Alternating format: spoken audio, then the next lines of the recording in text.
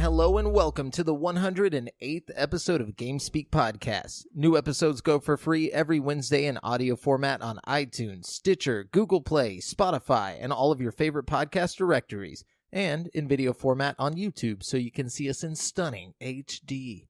This show is two childhood BFFs bringing you all things video games. You can find us online at createforsanity.com, where you can listen to episodes, subscribe for behind-the-scenes news, read rad articles, and buy sick t-shirts from our shop. Also, be sure to join the community in the Facebook group at facebook.com/groups/GamespeakPodcast to hang and talk games with other nerds like us. I'm one of your hosts, Jamel Al-Jafra, alongside Brent Bizzle Bass. Hey-o! Brent Bizzle. What's up, man? Sizzle. Sizzle bizzle. Whizzle. For Rizzle. I don't know where to go Something with that. about shizzle? Yeah, I don't know. something about shizzle. There's plenty of izzles to go around. Yeah, you could throw an izzle after almost anything, and it would sound proper izzle. See, you couldn't do it with mine because it's like a mix between. It's just a jizzle. You know, it sounds like a mix between a drizzle and That's jizz. That's one thing you can't really mix with izzle is jizzle. Jizzle. You could do like jazzle, you know, because you're like, Jamel, so it'd be like ja.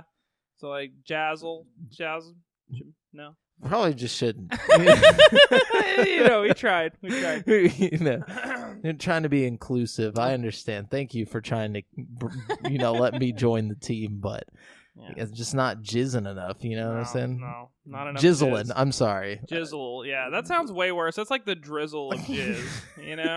Like a little drip. I'm having a problem, Doctor. What seems to be the problem, son? I think I've got the jizzle. Oh, Lord. Not the jizzle. Anyways, yeah, that's a good way to start off a video game podcast. All about the jizzle. But geez. Anyways, yeah, so what's been up, man? How's life been? Oh, pretty good. Today's been pretty stressful. I'm pretty happy we're doing this right now, because this is one of those things that just kind of like, I don't know, it's like a release for me, I get to vent about all my problems and talk about video games and stuff. It's like, I don't know, it's like therapy kind of. It's like GameSpeak Podcast is our therapist. It really is. I've been looking forward to this all day because I've just been having just the worst fucking day, Let's talk about the day. What's been going on? So to start things off, I've been putting off doing my tax return, That's always good. I've been putting it off big time, but now April 15th is rolling around, and that's the last day when I can do it. Yeah. So I'm like, okay, I put it off long enough. Time to get down to brass tacks, Literally. So I got to doing it this morning, and I got to the very end of it, and it's like, do you have your tax return from last year? And I'm like, no. I was like, why would I have my tax return from last year? You always got to file your tax put it aside. I know I should have, but I don't. I don't also, know. Why are you not using like? Oh yeah, you get tips, so you got to do like a weird. Okay, no, so I am using TurboTax, if that's what you're about to ask. But the problem is, my dumbass made a separate account. Why would you do that? I don't know, man. Just go back, find the old account. I tried to find the old account, but now I've already fucked myself because somehow last year I did this other account. So, long story short, I can't file my taxes properly unless I have the exact adjusted gross income or whatever from fucking last year. Mm-hmm. You know what I mean? So I'm just super frustrated. I tried fucking with like H&R Block earlier, see if they could do it, and I don't know. My mom's best friend is an accountant, so maybe I can like talk to her a little bit and see what I'm supposed to do. I just feel so dumb. I tried. I got my I was trying all morning to fucking figure this out. To find your account? No, yeah, well, to find the account and then find the right account and change a password and like find the actual thing from last year, you know what I mean? Just all these different things I was trying, and nothing was working out. And the whole time my girlfriend's like, hey, we gotta go meet this guy because we're gonna go look at this house. By the way, the house situation that I had worked out fell through.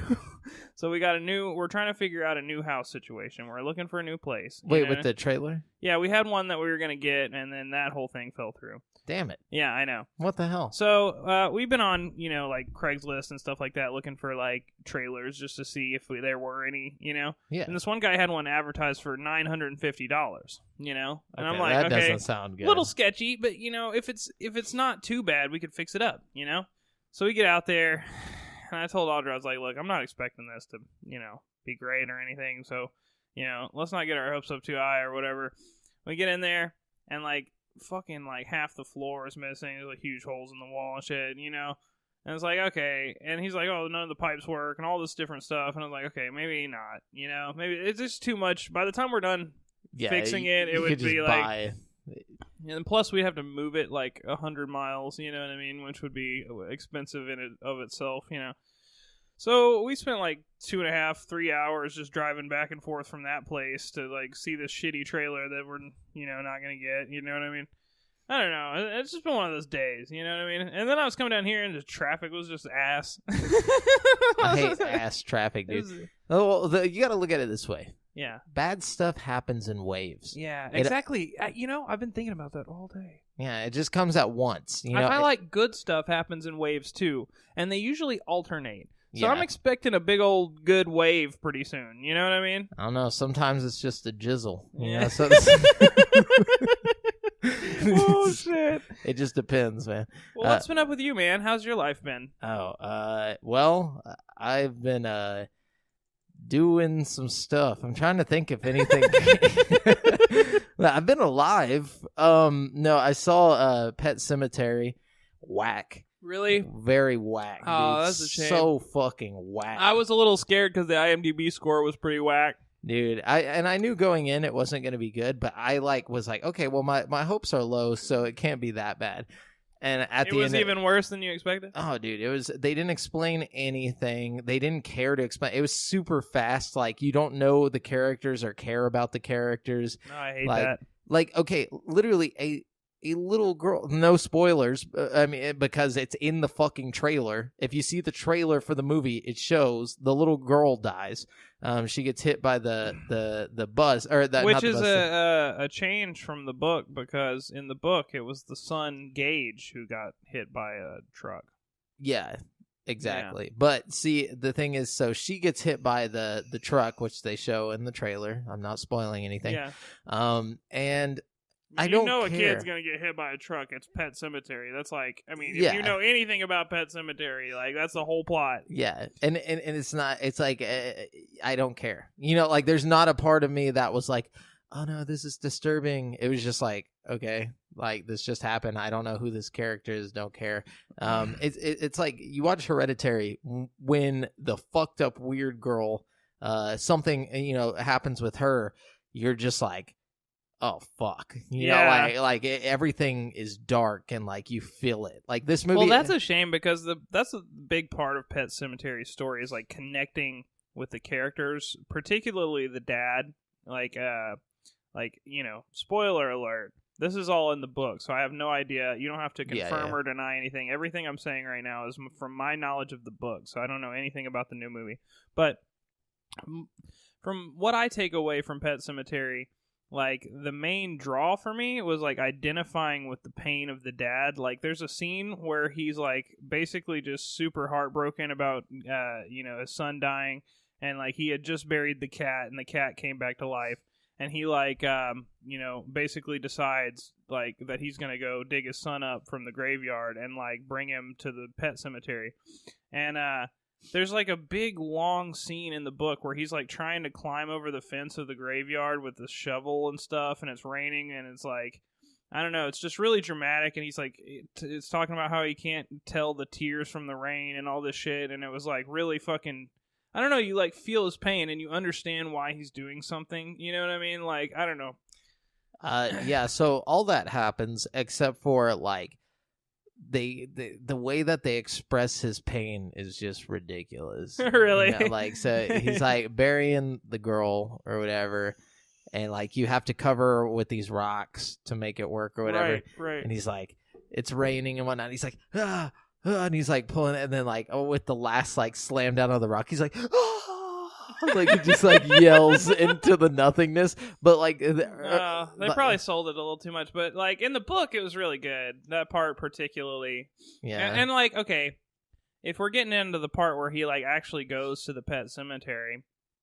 In the book, there's like this area of the woods between the pet cemetery and like the town that's like a mystical realm kind of. So like when you're actually taking something that's dead to the pet cemetery to be revived, you like walk through this like several acres of just like crazy magical weird shit going on. Like none of that happened. None of See, that. that was a big part of the book too, because it like let you know that you're basically going to like the Narnia type world that is, Pet Cemetery. I don't know. They also don't explain why it's spelled wrong. They don't like do anything. Man, that's a damn shame. That's one of my favorite like Stephen King books. If y'all haven't read the novel, go check that out. You get audible.com free trial. Boom, boom, boom. Yeah, GameSpeak podcast. Yeah, audibletrial.com/GameSpeak podcast. Yeah, there you go. That's how you get yourself a free 30-day trial with 2 free books, actually. Well, I probably won't waste my time going to the theaters on that then. No, Thank you for saving me the time on that. No I'll probably still watch it, but,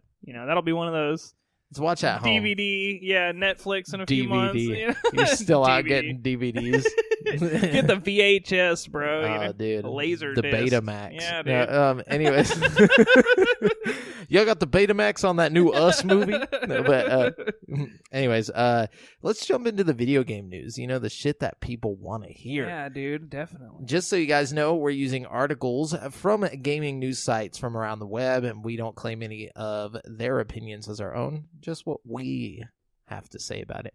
Anyway, so let's jump in. We got to jump into the bigness. The bigness right off the start, right off the jump. What's the bigness? So, Nintendo has announced that Super Mario Odyssey and The Legend of Zelda Breath of the Wild are getting virtual reality support through Labo VR.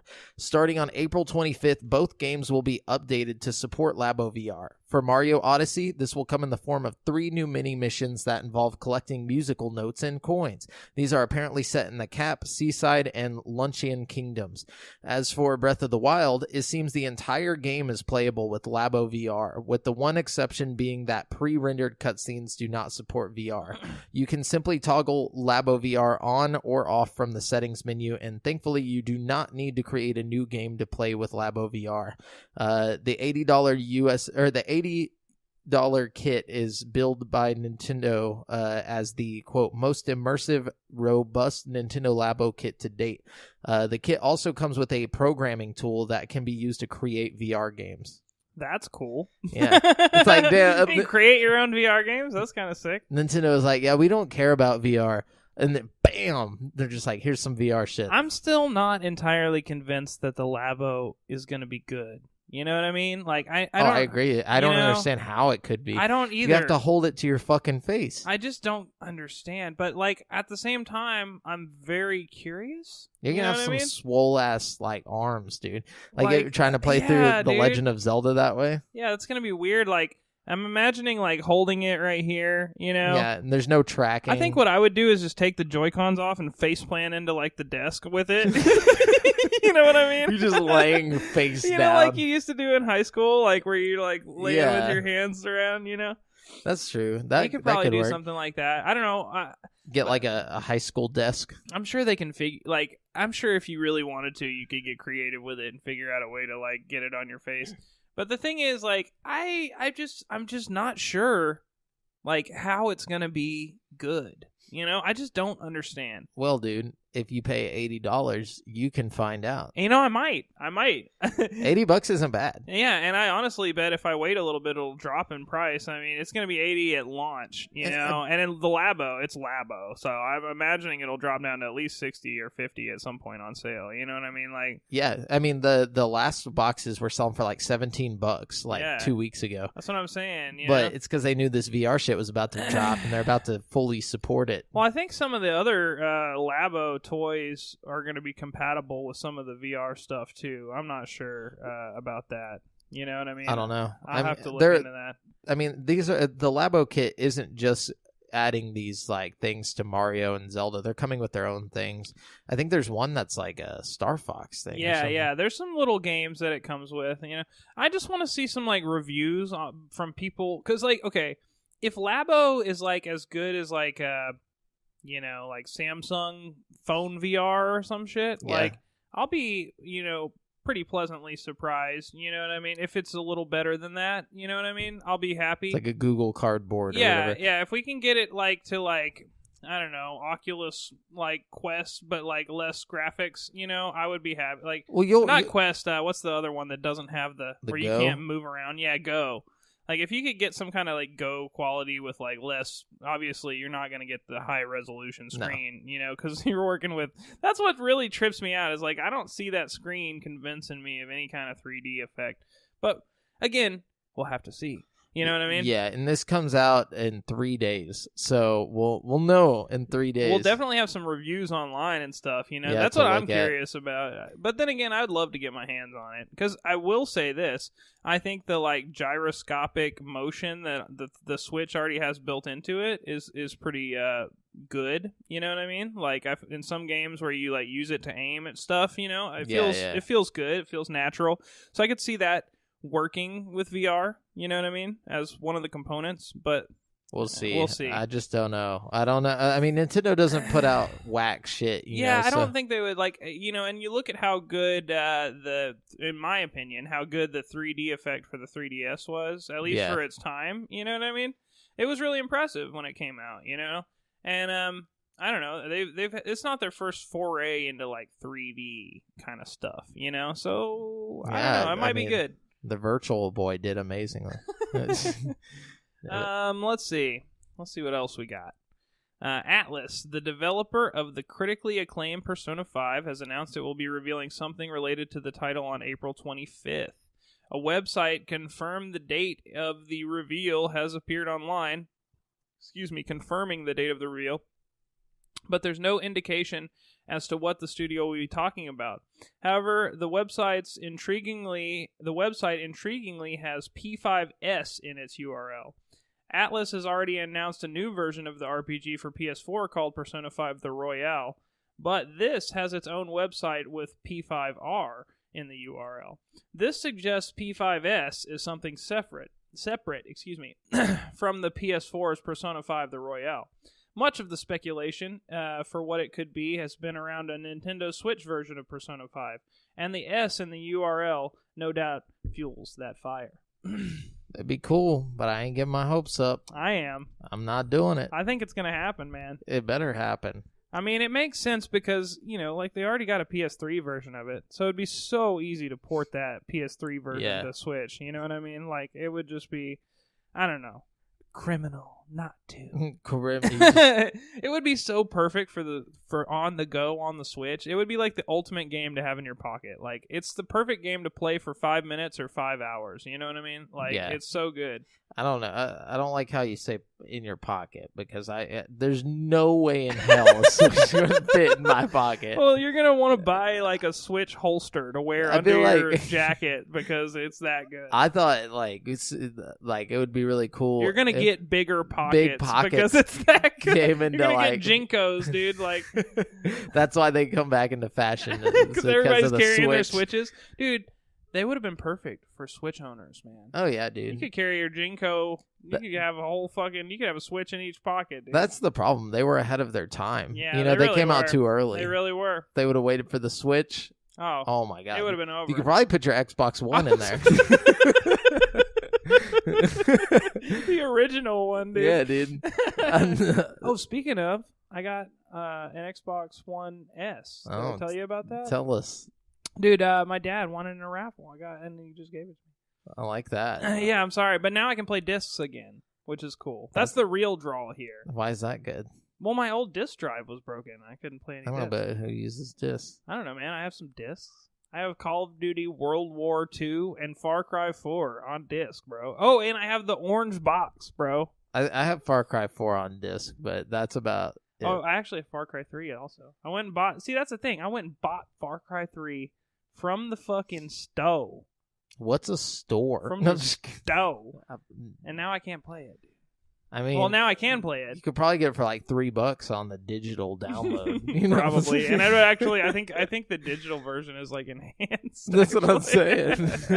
That's why I don't like disc, man. Yeah. I mean, even if you have it on the disc, they can. Well, hey, that's another the patch. That's another thing about the 1S is now I have a terabyte instead of 500 gigabytes. Ooh, I which like is that. a huge update. Double. Yeah, double.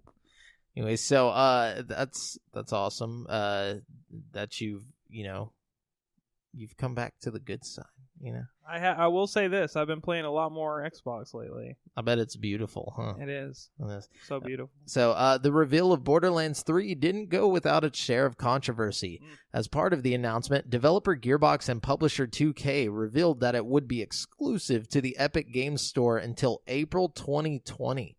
And it pissed a lot of nerds off. Yeah, this led to a backlash in the form of review bombing older Borderlands games on Steam. Folks. Now, Gearbox head Randy Pitchford has stepped in to let offenders know they may actually be making things worse for themselves.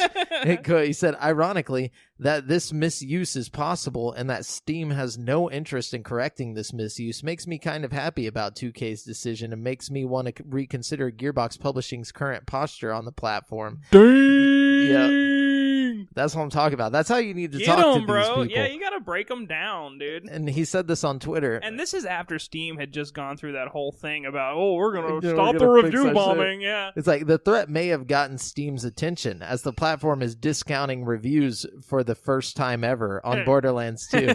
Steam implemented a recently added tool that flags, quote, off-topic review activity within a certain date range. The reviews are still present in the system but aren't included in the aggregate user score. They're also accompanied by a note warning readers that the user review section includes an abnormal set of reviews that we believe are largely unrelated to the likelihood that you would enjoy the product. The same policy has since gone into effect for the original Borderlands and Borderlands the pre-sequel. Each of them had undergone heavy review bombing, intentionally leaving low review scores to disrupt an aggregate user score, with many of the comments referencing the Epic exclusivity for the upcoming sequel. Steam's response has shown that it is able to take action in these cases, but Epic is still making inroads with its digital storefront, so we likely haven't heard the last of these controversies. No, I don't imagine that we have. No, and I like that he just came out. Dude, and he was that was the most gangster. If that was like an actual video, it'd been like one of those Thug Life videos where like the hat and the joint fly out. Yeah, dude, for real, because he's just like, this just kind of proves the point that Steam fucking sucks. And dude, not that Steam sucks, but I mean, they do need to do something about that. That's ridiculous. I mean, I don't know. I think at some point you might ought to implement, how Metacritic has the critic total scores and then the user overall scores. That way, if you get review bombed, it will just affect the user score and not the critic score. Definitely, there should be two. I mean, they kind of do that where it's like, oh, this person got a copy for free or whatever. Yeah. But still, I just find it so childish. It really is, guys. I don't know. My thing is just download the other browser. Just get the other game launcher, bro. The people who do this thing, all it reminds me of is that scene from SpongeBob where they're like, "Get the lifeguard," they just they just run out of shit to fuck with. It's just chill, guys. It ain't that serious. I mean, play it on the Epic Store. Yeah, I mean, if Steam really wanted to, battle for, exclusivity rights, they could. They would fix their shit. This isn't Epic's problem. Yeah, Epic's just trying to be relevant. They can't become a market, that's going to be viable unless they do stuff like this. You know what I mean? They have to be competitive. Look at other game launchers I can't even think of what they're called, but I know that there's another one out there. Ubisoft and they have their nobody gives a shit about those people, you know what I mean? Because they're not trying to do anything crazy, you know what I mean? I don't know. They're trying to stay in their lane. Epic's trying to, create a new lane to an existing one. And that's good. I feel like that it's competitive, and it's gonna overall like affect everybody in a good way, especially like the developers, who are getting more back, and like not only that, the people will get it back. You'll get cheaper games, because they can. But everyone's more worried about like just made up bullshit in their mind. I won't have my achievements for 6 months. It's like, okay, get epic achievements. Maybe they don't have it yet, but it's coming. Yeah, I mean, they're gonna get you all that shit. You know what I mean? You gotta give it time. There's got to be competition. Otherwise, and it's not like it's just not coming to Steam ever. Like by 2020, you guys will have it on Steam. You know what I mean? It's like, yeah. I mean, that is a long time, but still, I mean, you can still play it. It's not like you just are excluded from having the game because, like, it's not like an Xbox exclusive or a PS4 exclusive where you have to go out and buy a whole fucking $400 console just to play that game that you want to play. It's like you just have to literally do a few clicks, a few downloads, and bada bing, bada boom. Epic Store is completely free. It's not like charging you to fucking have the well, people launcher, are like, I can understand people being upset that their friends list and everything isn't there and whatnot. But I mean, all your friends are going to be forced to play on the Epic Store too. So y'all just add each other. Yeah, I don't know, man. That's the other thing is like, I am willing to bet $100 that the amount of people review bombing does not equate to the sales. I bet you anything, every single person on there review bombing buys this game. Oh, dude. 100%. No, I bet like this is one of the best selling games of 2019. Oh, it's going to be fucking sick, dude. I already am excited about it. Like,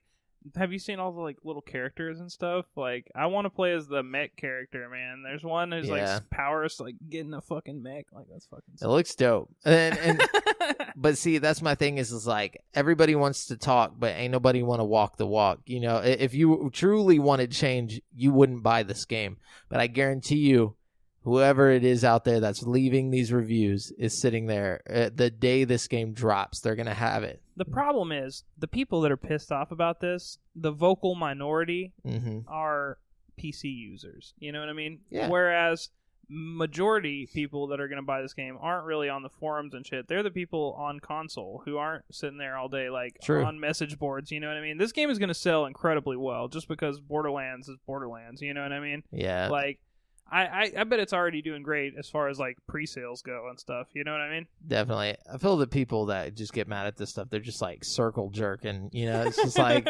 yeah, dude, I fucking hate this. Yeah, me too, bro. Yeah, come on, let's hate it together. Oh yeah, so angry. I feel like I saw a comedy routine about that recently, like somebody talking about this exact really about like gaming and stuff. No, just like people hating stuff like that. Oh yeah. Oh yeah, dude. It's like everybody's like becoming friends through hate. It's really sad. Speaking of Borderlands 3, just so everybody knows, they announced it's going to be released on September 13th. So get hype.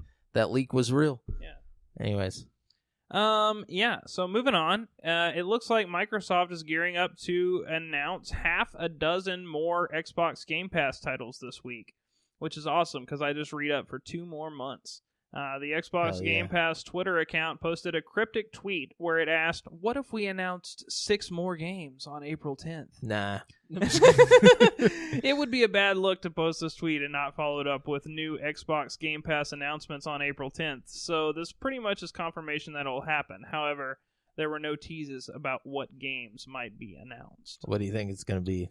I don't know, man. Probably something, at least 1 or 2 of them will probably be dope. But what do you think will be the dopest game announced? Dude, I don't know. I couldn't even tell you. Just guess in case you're right. If I had to guess, I'd say a relatively new game from the past 3 years that was really good and popular, like, but maybe not too popular.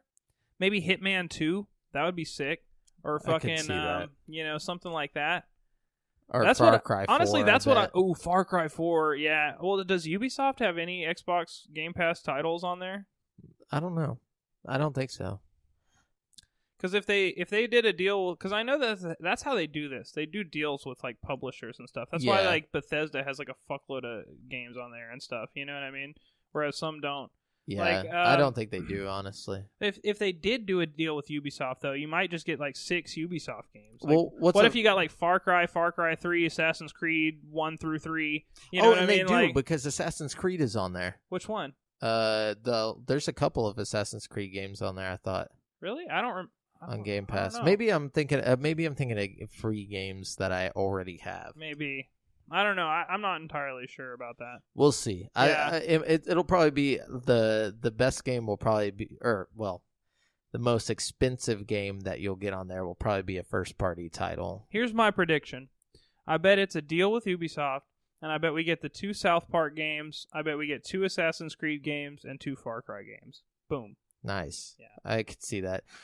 Wait, no. They have Far Cry Blood Dragon on there already. I know that for a fact. Yeah, they do. Yeah. So they do have some Ubisoft games on there. So it probably won't be a big Ubisoft drop. So scratch what I just said. I bet Dangerous Driving comes to it. I bet a Burnout game. Well, that's what Dangerous Driving is. You know, dude, what if they did Project Gotham Racing from the original Xbox, dude? I would be so psyched, dude. I'd be psyched, but it's not worth it. No, it wouldn't even live up to it. But I would still, nostalgia would kick in, and I'd be all over that. Over that game. Anyways, so let's move on. It's been quite a while since Sony has shared any details on The Last of Us Part 2, and with Sony not coming to E3 this year, some fans are wondering when they may hear more about the long-awaited PS4 game. It's still unknown when more details or footage may be released. Naughty Dog community manager Arnie Meyer said on Twitter that he appreciates the enthusiasm from fans, but all there is to say for now is that Naughty Dog will share more details when the studio is ready. Meyer tweeted in response to an article from the satirical website The Onion that made a joke about The Last of Us Part 2 launching 2019. What was the joke? I don't know. I didn't even look into it because I was like, it's just people being like, when's it coming? Yeah, I don't know. I think we'll see it Q4 2019 or early 2020. Yeah, I think it'll probably get pushed to 2020. I think it's going to come soon. I mean, they're definitely working hard on it. I think they got their nose to the fucking grindstone over there. You know what I mean? Like that, and I think, the reason why it's taking a minute is because they're probably working on the PS5 version as well. Yeah. Like, I doubt that they're just making it for PS4. They'll probably launch along with it. It'll be like the Last of Us Part 1. I mean, that launched right at the end of the PS3's life cycle, and then they did the remastered PS4 version. So you're probably right. Yeah. You know, I can't imagine that they wouldn't do that because, like, you look at, like, the gameplay reveal trailer that they did at the last E3, and it was just, it's almost hard to believe that game is going to be, like, running like that, like they showed it. You know what I mean? And I think they're really just trying to get the game to live up to that kind of quality, at least somewhat. At least in one version of it, yeah. So I think that it's just for quality reasons. I think Last of Us Part 2 is going to be way better than Last of Us Part 1. I don't know. I'm excited. I think it's going to be really fucking good. I agree. I think they know that it has to be, like, amazing because the first one was so good and well received. You know what I mean? So they're like, I don't know. They're going to blow us out of the fucking water with it. They can't mess up. Let's see. Bethesda has announced that the new repair kits coming to Fallout 76 can be earned in-game or bought with real-world money.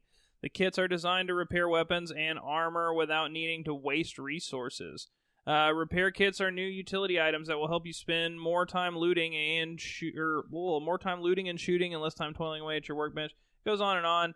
But basically, they're adding repair kits into the game. They are pushing back the store thing, like where you can have your own little store and like sell to people. Yeah. They're pushing that back a day or to the next update, I guess. And they're about to drop like another part of the Wild Appalachia thing where you can like go into a bunker and like fight some shit. That's literally the opposite of what they should be doing. Why are they adding pay-to-play methods here? Well, I don't think it's a pay-to-play method per se. I think you can just buy them in the store if you want, but I think you can also build them in-game. You know what I mean? I agree, but I mean, it makes it easier for the person that just shells out some money.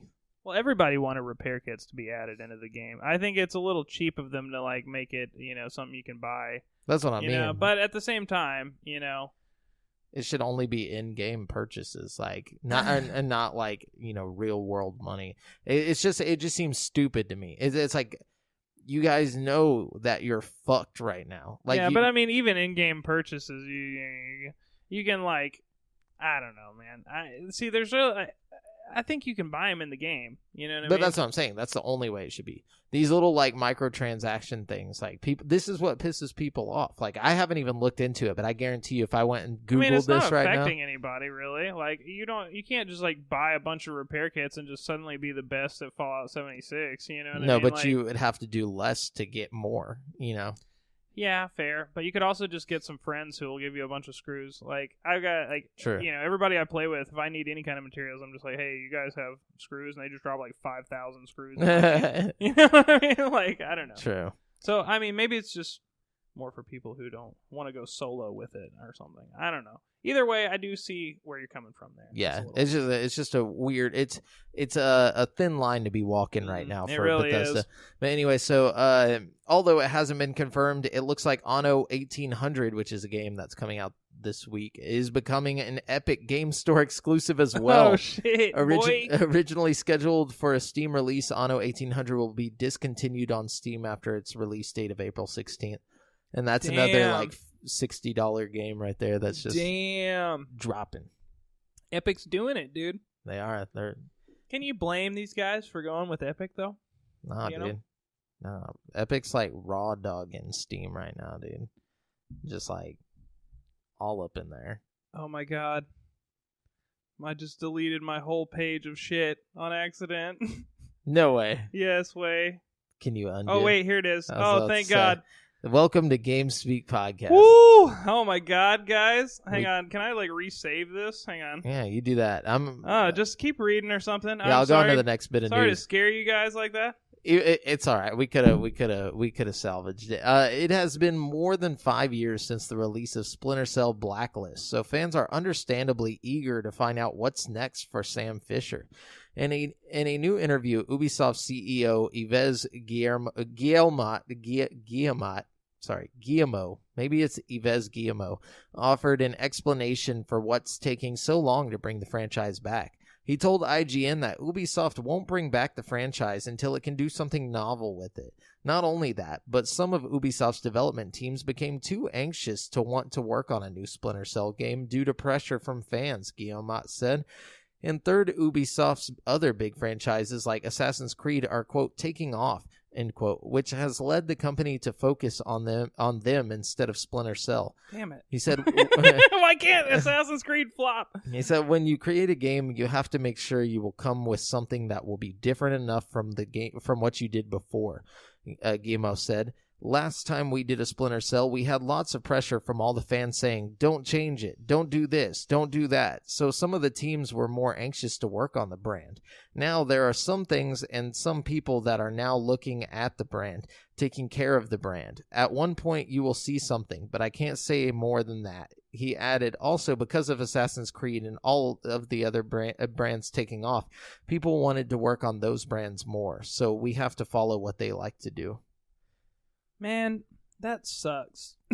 Can't y'all just get more teams and have somebody make Splinter Cell? I guarantee if you dropped a Splinter Cell game, it would be a lucrative thing. You know, people would be all over that. Yeah, because we don't have Metal Gear anymore. Yeah, the only good stealth game out right now is Hitman, and it's not the same. It's not the same. I mean, it's good. Don't get me wrong. I love Hitman. It's a lot of fun, but it's not like story driven the same way. You know what I mean? You don't feel like you're not Sam Fisher, you know what I'm saying? Like, you could do the Chaos Theory co-op thing now, you know, but like online, like more people have it online. Yeah, you know, I think that would be fun. Anyways, what you got? So, sorry about my little mishap earlier. That was scary stuff. Bethesda has announced the Elder Scrolls Blades is now open to all and free to download. You still need a Bethesda Net account to play, though. Now that Blades is available for all, Bethesda already has its eyes set on tweaking the game. Next up, we're looking at your feedback and rebalancing the most difficult enemy in the game, the Silver Chest. Whoa. The studio tweeted. Blades is the first mobile installment in the Elders, because I think it's a little too grindy right now, and everybody's complaining about how hard, like, once you get to level 7, it's just like a stupid grind. So really? I think they're going to fix that. But apparently, other than that, it's really fun, is what I've heard. So I'm going to probably download it later. I haven't had the chance. I've been so busy this weekend. Yeah. But yeah, it goes on and on about it. But yeah, it's pretty well received so far. But see, this brings up a problem, which is what the hell are they going to talk about at E3? Why are they having a conference at E3 if they're not going to talk about Elder Scrolls Blades? They're not going to talk about Elder Scrolls 6. They're not going to talk about the space game. I forgot what it's called already. Starfield. They didn't say they're gonna. They did say that they're not going to talk about Starfield and they're not going to talk about Elder Scrolls 6. Oh, really? Yeah. So what the fuck are they going to talk about? Maybe, who knows, man? Maybe that's part of the Wolfenstein. Magic of it. There's probably some kind of new shit they're going to announce. I mean, there's no way. What? How are they going to work on? They've already got Wolfenstein. Well, it's probably not Bethesda Game Studios working on any thing right now, but they probably have one of their little subsidiary places that does like Wolfenstein or Doom or something, like working on something like that. I bet if they bust up with Turok, then I could understand. Bro, if they don't bust up with Turok, like that, dude, I bet it's something like that. I bet they get some kind of old IP and revive it. Oh, dude, yeah, actually, fuck Serious Sam, but Duke Nukem. Duke Nukem That'll would probably be sick, dude. I'd take Turok over Duke Nukem. Yeah, any day of the week. I want a modern Turok. That would be fucking sick. Can you imagine if Bethesda just took Turok and reimagined it, like the Doom game? Like, dude, just with I like want insane dinosaurs. graphics and stuff, and like just that Doom style gameplay, but with fucking dinosaurs in the jungle, dude. That'd be sick. I'm already hyped thinking about it. But you got me hyped. I don't even know if that's going to happen. It's definitely not going to happen. Well, I mean, you look at like the executives and stuff at Bethesda, they might see how well the Turok remaster or whatever on Switch is doing and be like, oh shit, we could just do Turok and it would sell, because people are interested in Turok, obviously, because it's, But see, that's not the case, because if they were working on Turok, they'd already be super far into it. They would have had no idea this remaster of Turok was coming to Switch. There's no way they saw that less than 2 months ago and they're like, oh, we're making Turok. Let's show it off at E3. Yeah, good point. But, it's still not out of the question. I don't know. I mean, it's not likely, but it would be fucking cool. Dude, if they came out at E3 and said the Turok thing, I'd probably I bet they wouldn't know how something to handle cool, it. Dude. I bet they do. I really think that we're gonna get some kind of cool announcement. They just bring back NBA Jam, Bethesda. Oh man, I wouldn't even be mad.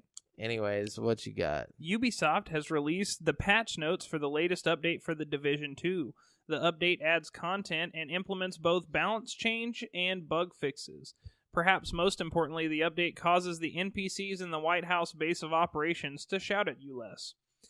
Thanks to the new update, the Invasion Battle for DC DLC is live. The DLC is free for all Division 2 players. Invasion Battle for DC adds a new world tier to the Division 2 with a raised gear score cap of 500. The DLC also adds a heroic difficulty, the title basin faction Stronghold, brand new weekly invaded missions, and 3 more gear sets.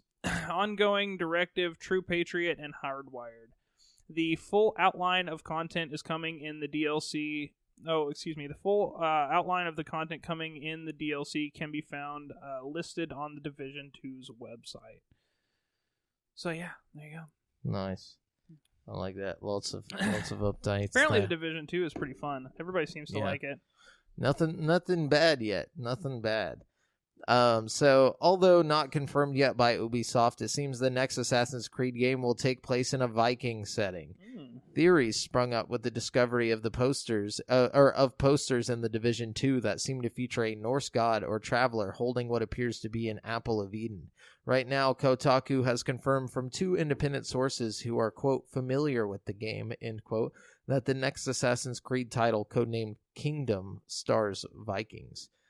So I saw an interview with Cory Barlog, and he said he was really wanting to do a crossover. If the next Assassin's Creed is Vikings, he wants to do a crossover with the God of War. That would be cool. I know. I think that would be really fucking cool. Even just a couple Easter eggs or something. Yeah, or Kratos as a boss or something that's hidden way off in the fucking game somewhere. You know what I mean? That'd be cool. Because you know how in Assassin's Creed Origins they had the Egyptian god bosses you could go fight or whatever, or in Black Flag they had the ghost ship battles you could go do. Yeah. I think it'd be tight if Kratos was just hidden way off in the fucking corner of a map somewhere, you know what I mean? And he was just a secret boss. Yeah. Damn, that'd be crazy. Or maybe you have to help him fight something. Oh yeah, like a secret mission. Like you got to go fight like Odin or something. I don't know. That'd be insane. That'd be tough. Sweet. Let's see what we got. Apex Legends developer Respawn recently set live, then quickly disabled a penalty on players who leave a match early. The studio says that while the feature is in the works, it accidentally went up before it was ready, prompting the temporary fix. In an update on the Apex Legends subreddit, community manager Jay Frechet said that the studio has been working on the feature, but, quote, it wasn't our intention or plan to have it go live with the April 4th update. He says the penalty turned on early due to a piece of missing script, and the studio has since fixed it to disable the penalty. He states he doesn't have an ETA for if or when it will be released. The 1.1 update included some quality of life changes, like allowing you to invite a party member of your last squad into your party, and the addition of squad invites to the friend menu. You can also mute from the Legends select screen. So altogether, it seems aimed at making the game easier to connect with good teammates and ignore bad ones. Still, the quit early penalties has been one of the most requested features among the community, since revolving around 3-person squads means a single premature exit can be a crippling blow to your team composition. The admission that the team doesn't know if the feature will be implemented at all suggests it's still weighing the idea, possibly against other ways to deal with team composition issues. Nice. Yeah. Good job. Thanks. Doing the right things. Not you. I was like, thanks. Yeah. Good job at reading, dude. Yeah. Way to go. I'm glad you can read. So we've learned a little more about the 2019 Sonic the Hedgehog movie. Speaking to IMDb from the CinemaCon event recently, Jim Carrey, who plays the evil Dr. Robotnik, said the film will have an edge to it while still overall appealing to families. Quote, "We're playing to families, so you can't get too crazy," end quote, Carrey said. "But I made sure that there are some winks and nods and edgy things that are still acceptable to both age groups." Carrey also described Robotnik as a very smart scientist who is, quote, "pure, unbridled evil," end quote. The new Sonic movie is produced by Deadpool 1 director Tim Miller, and that fact prompted the question about the film potentially having an edgier side. Yeah. I think it's going to be pretty good. I if don't know. It's the Deadpool director, it's got to be good. Yeah, for sure. And Jim Carrey's pretty hilarious. I can see Jim Carrey being really funny as Dr. Robotnik. Like, I don't know. As long as it doesn't try to pull like some surreal ass shit like Speed Racer, where it's just fucking weird. Yeah. Like I don't want it to be that weird just middle space where it's not funny but it's like not normal. Not serious. Yeah. I don't want that. I want it to be like a healthy dose of both. You know what I'm saying? I don't know, man. Part of me is like, it's got Jim Carrey. It's going to be great. But then part of me is like, how the fuck are they going to do a Sonic the Hedgehog movie? And like, what's it going to be about? I feel like that's what makes it trying to get funny. rings or something? Like, if they can make it like very self-aware, then it'll be good. Yeah. If they can do it without it just being stupid, like where it's like you got to pull the Pokemon Detective Pikachu thing. Yeah. I think Detective Pikachu is going to be excellent, dude. It looks like the perfect tone. I'm really, really hyped about that. Me too. So let's see what we got here. Epic Games has announced a new addition to Fortnite Battle Royale called the Reboot Van. This feature allows you to bring back squad mates that have died in battle, similar to the respawn stations in Apex Legends. As part of Fortnite's next update, Reboot Vans and Reboot Cards will be added to the Battle Royale game. Upon death, squad mates will drop their Reboot card, which can be used at a Reboot Van to respawn them. Nice. I mean, I guess, but I think we were talking about this the other day. I feel like that takes away from some of Fortnite's Fortnitiness. You know what I mean? Like, permadeath was like a big thing about Fortnite. You know what I mean? Like, It is, but I mean, so is most battle royale games. Yeah, but if but you're doing like, squads, it makes sense. I think it should be an optional mode. I don't think they should change the entire tone of the game just to be like Apex. They you know must what I mean? be Apex. They've already consumed one game. They're trying to go for the next one. I think so, dude. And a launcher too. They're just consuming. What you got? This one's not really news, but or at least not gaming news. But I figured it was worth mentioning. Yeah, lay it on me. Rush Hour stars Jackie Chan and Chris Tucker have yet again teased the next Rush Hour film. Oh, shit. Tucker posted a picture of himself and Chan on Instagram, with each actor raising 4 fingers. This image itself doesn't confirm anything, but it appears to be a tease for the 4th film that both actors have been talking about for a while now. In 2017, Chan said he had been turning down scripts for a new Rush Hour films for 7 years, but he finally read a script that was good enough. The plan, at least at one point, was for a second draft of the approved script to be finished in 2018. He said he was eager to make the 4th Rush Hour film with Tucker sooner rather than later before they get old. I was about to say before he can't like do anything. Yeah.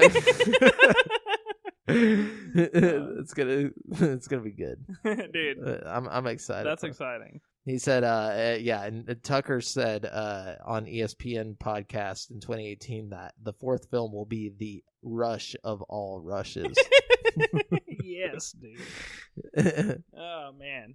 Okay. Lee. That's all I can just imagine. Dude, I can't even imagine. They're gonna be old as fuck, bro. I can't imagine Jackie Chan doing some of the Jackie Chan shit that he used to do nowadays. You know what I mean? Like, I don't even know if you can make a Rush Hour movie nowadays without it like being completely attacked by like, you know, people being offended. Right? It's like there's literally a line in that movie.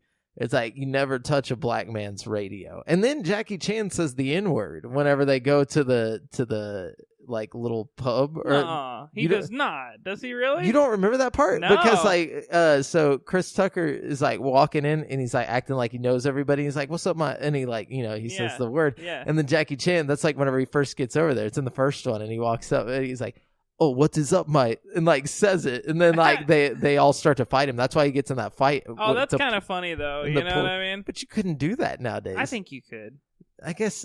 I think you could. I think if you were Jackie Chan, you could get away with that. That's true. And everybody would laugh.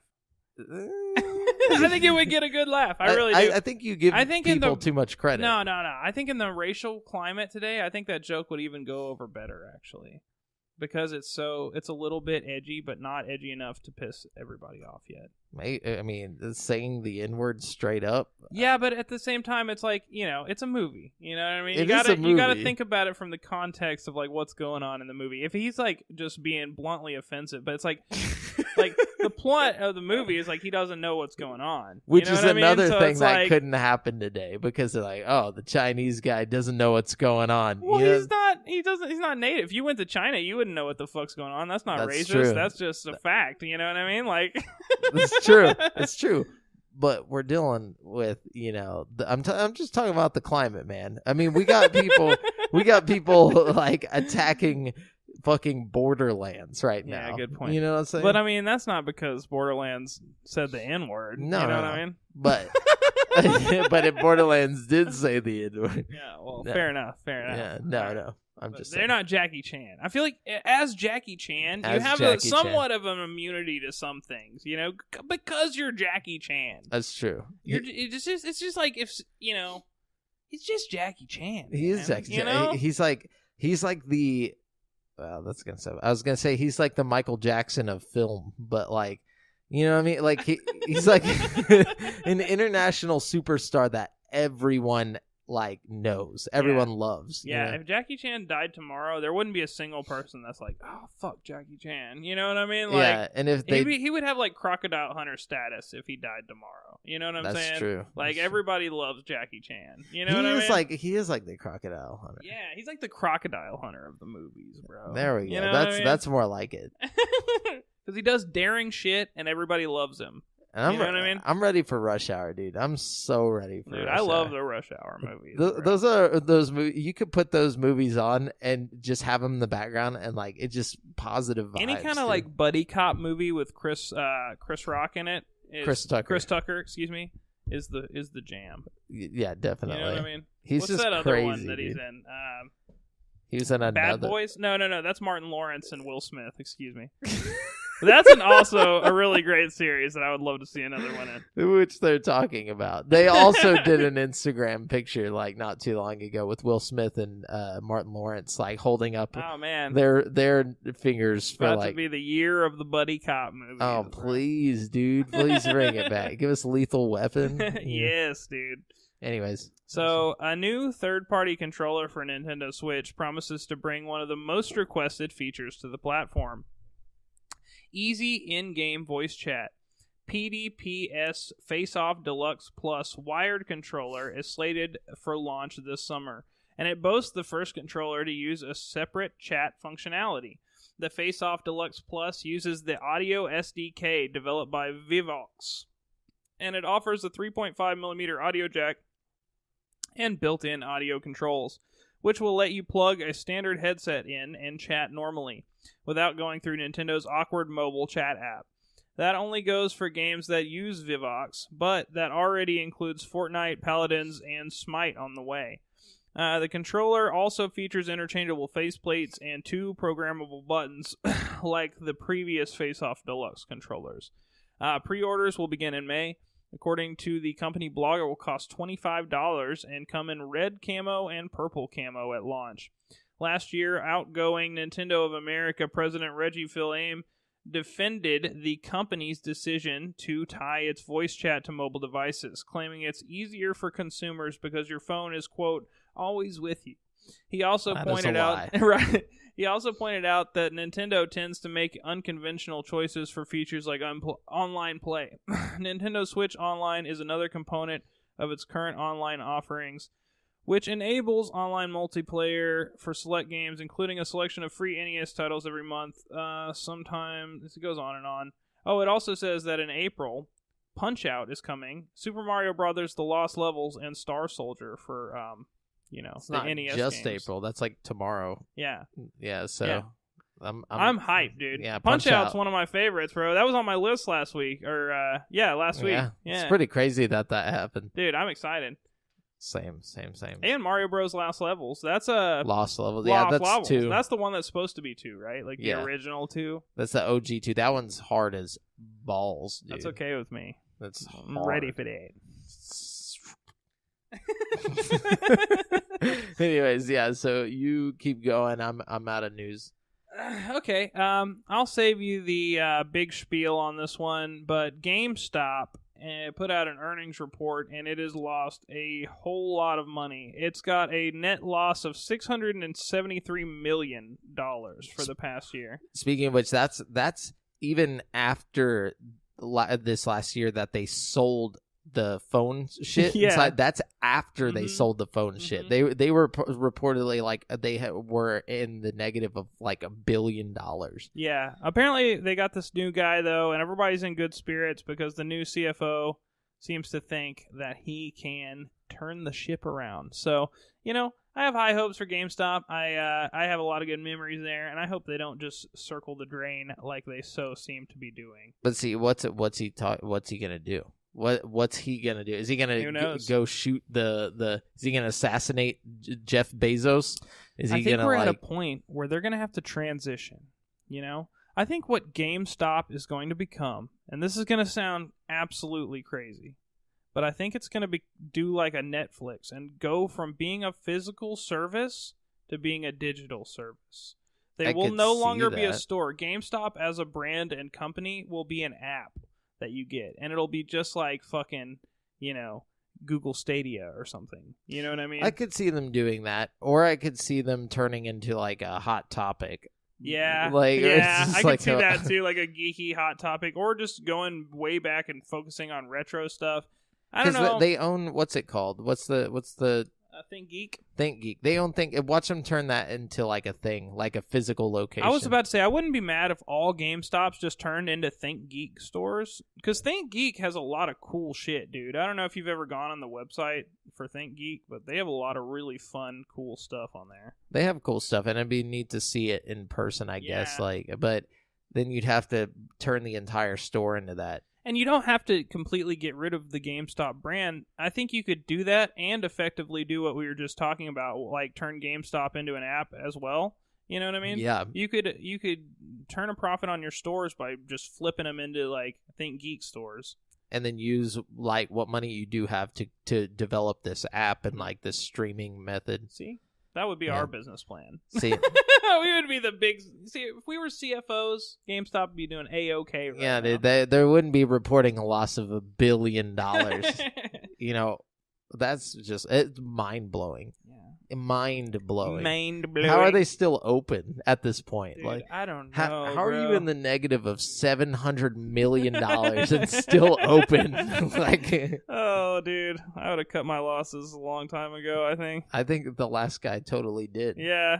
He's probably sitting at home like, oh, thank God, counting his bills, dude. Anyways, was that it? Yeah, that's all I got right now. Cool. That's it for this week's news. We're going to jump into this week's releases, where I'm going to let you know what brand new games are coming out in the next 7 days. Starting with Dangerous Driving, coming to Xbox One, PS4, and PC on April 9th for $39.99. Now, this one is the one that I wanted to talk about earlier. Yeah. This is from the creative talent behind the game, genre-defining Burnout series. Yeah. So is this going to be focused on wrecks and stuff like Burnout, or is it... It hasn't been getting like super great reviews, but it's basically Burnout 3. It's like all the Burnouts kind of put together. It's almost like playing a game from back in the day. It looks prettier, but it doesn't. The development money wasn't there. You know, like the production budget wasn't there, so the crashes aren't as cool. The game's not as, vast and stuff. But the reason it's like 7 dudes that worked on Burnout, but EA was like, yeah, we're going to work on Need for Speed. We're not going to do the Burnout thing anymore. So they left and made their own. That's a shame. So it's just like a lower budget They should have just combined Burnout and Need for Speed and done like Burnout Underground. That shit would have been tight. Ooh, that would have been cool. But nobody would know what that was today. Yeah, for sure. No one knows what Need for Speed Underground is. Dude, Need for Speed Underground was the best. It was the best. No. Yes. Underground? Yeah, I guess Underground 2, actually. Underground and Underground 2 were a thing, dude, for a minute. Like, dude, in our generation. The thing about Underground 2 that made it so dope was, like, tricking your car out and, like, riding with that cool fucking neons and shit. And, like, it was right when Fast and the Furious first came out, too, so everybody's all into that. And then you got Lil Jon on there. And dude, the music, the soundtrack was fantastic. That was a great game. It just hit at the right time. It really did. As far as soft spots for racing games, that is by far. And another thing that really made that game special for me was the fact that I had it on PSP, and it looked really good for a PSP game. Like, it was really impressive to play in a handheld form. And on Game Boy Advance. Oh, yeah, for sure. Dude.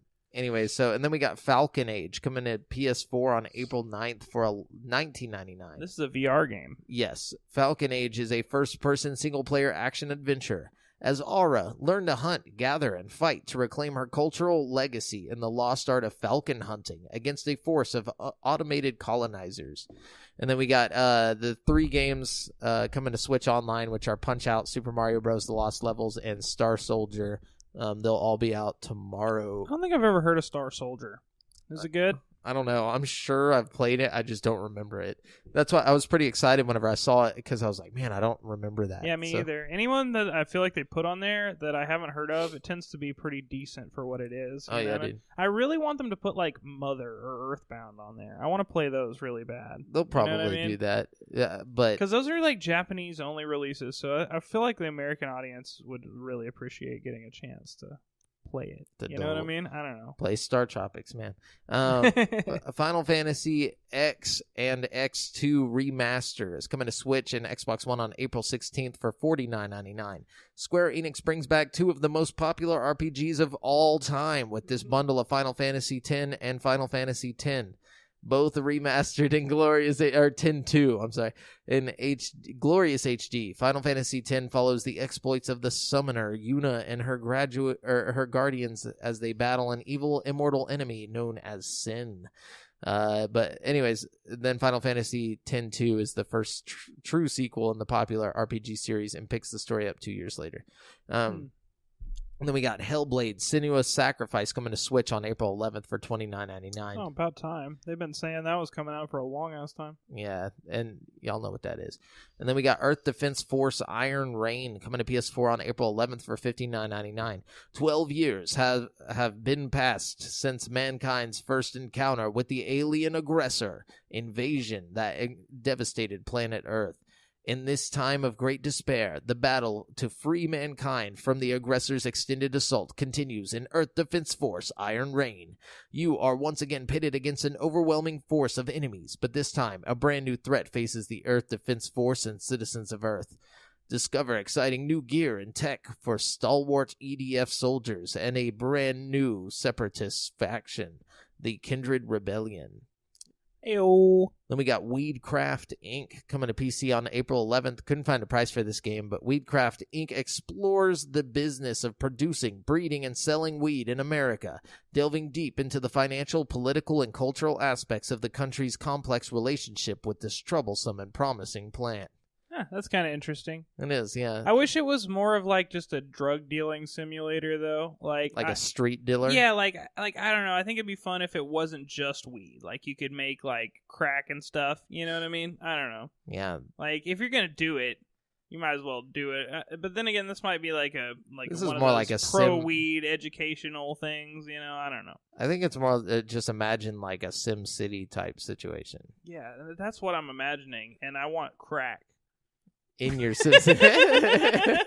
I want a crack epidemic in my SimCity. I like that. I want the dealers to be like shooting each other up on the block. You know what I mean? And you gotta like.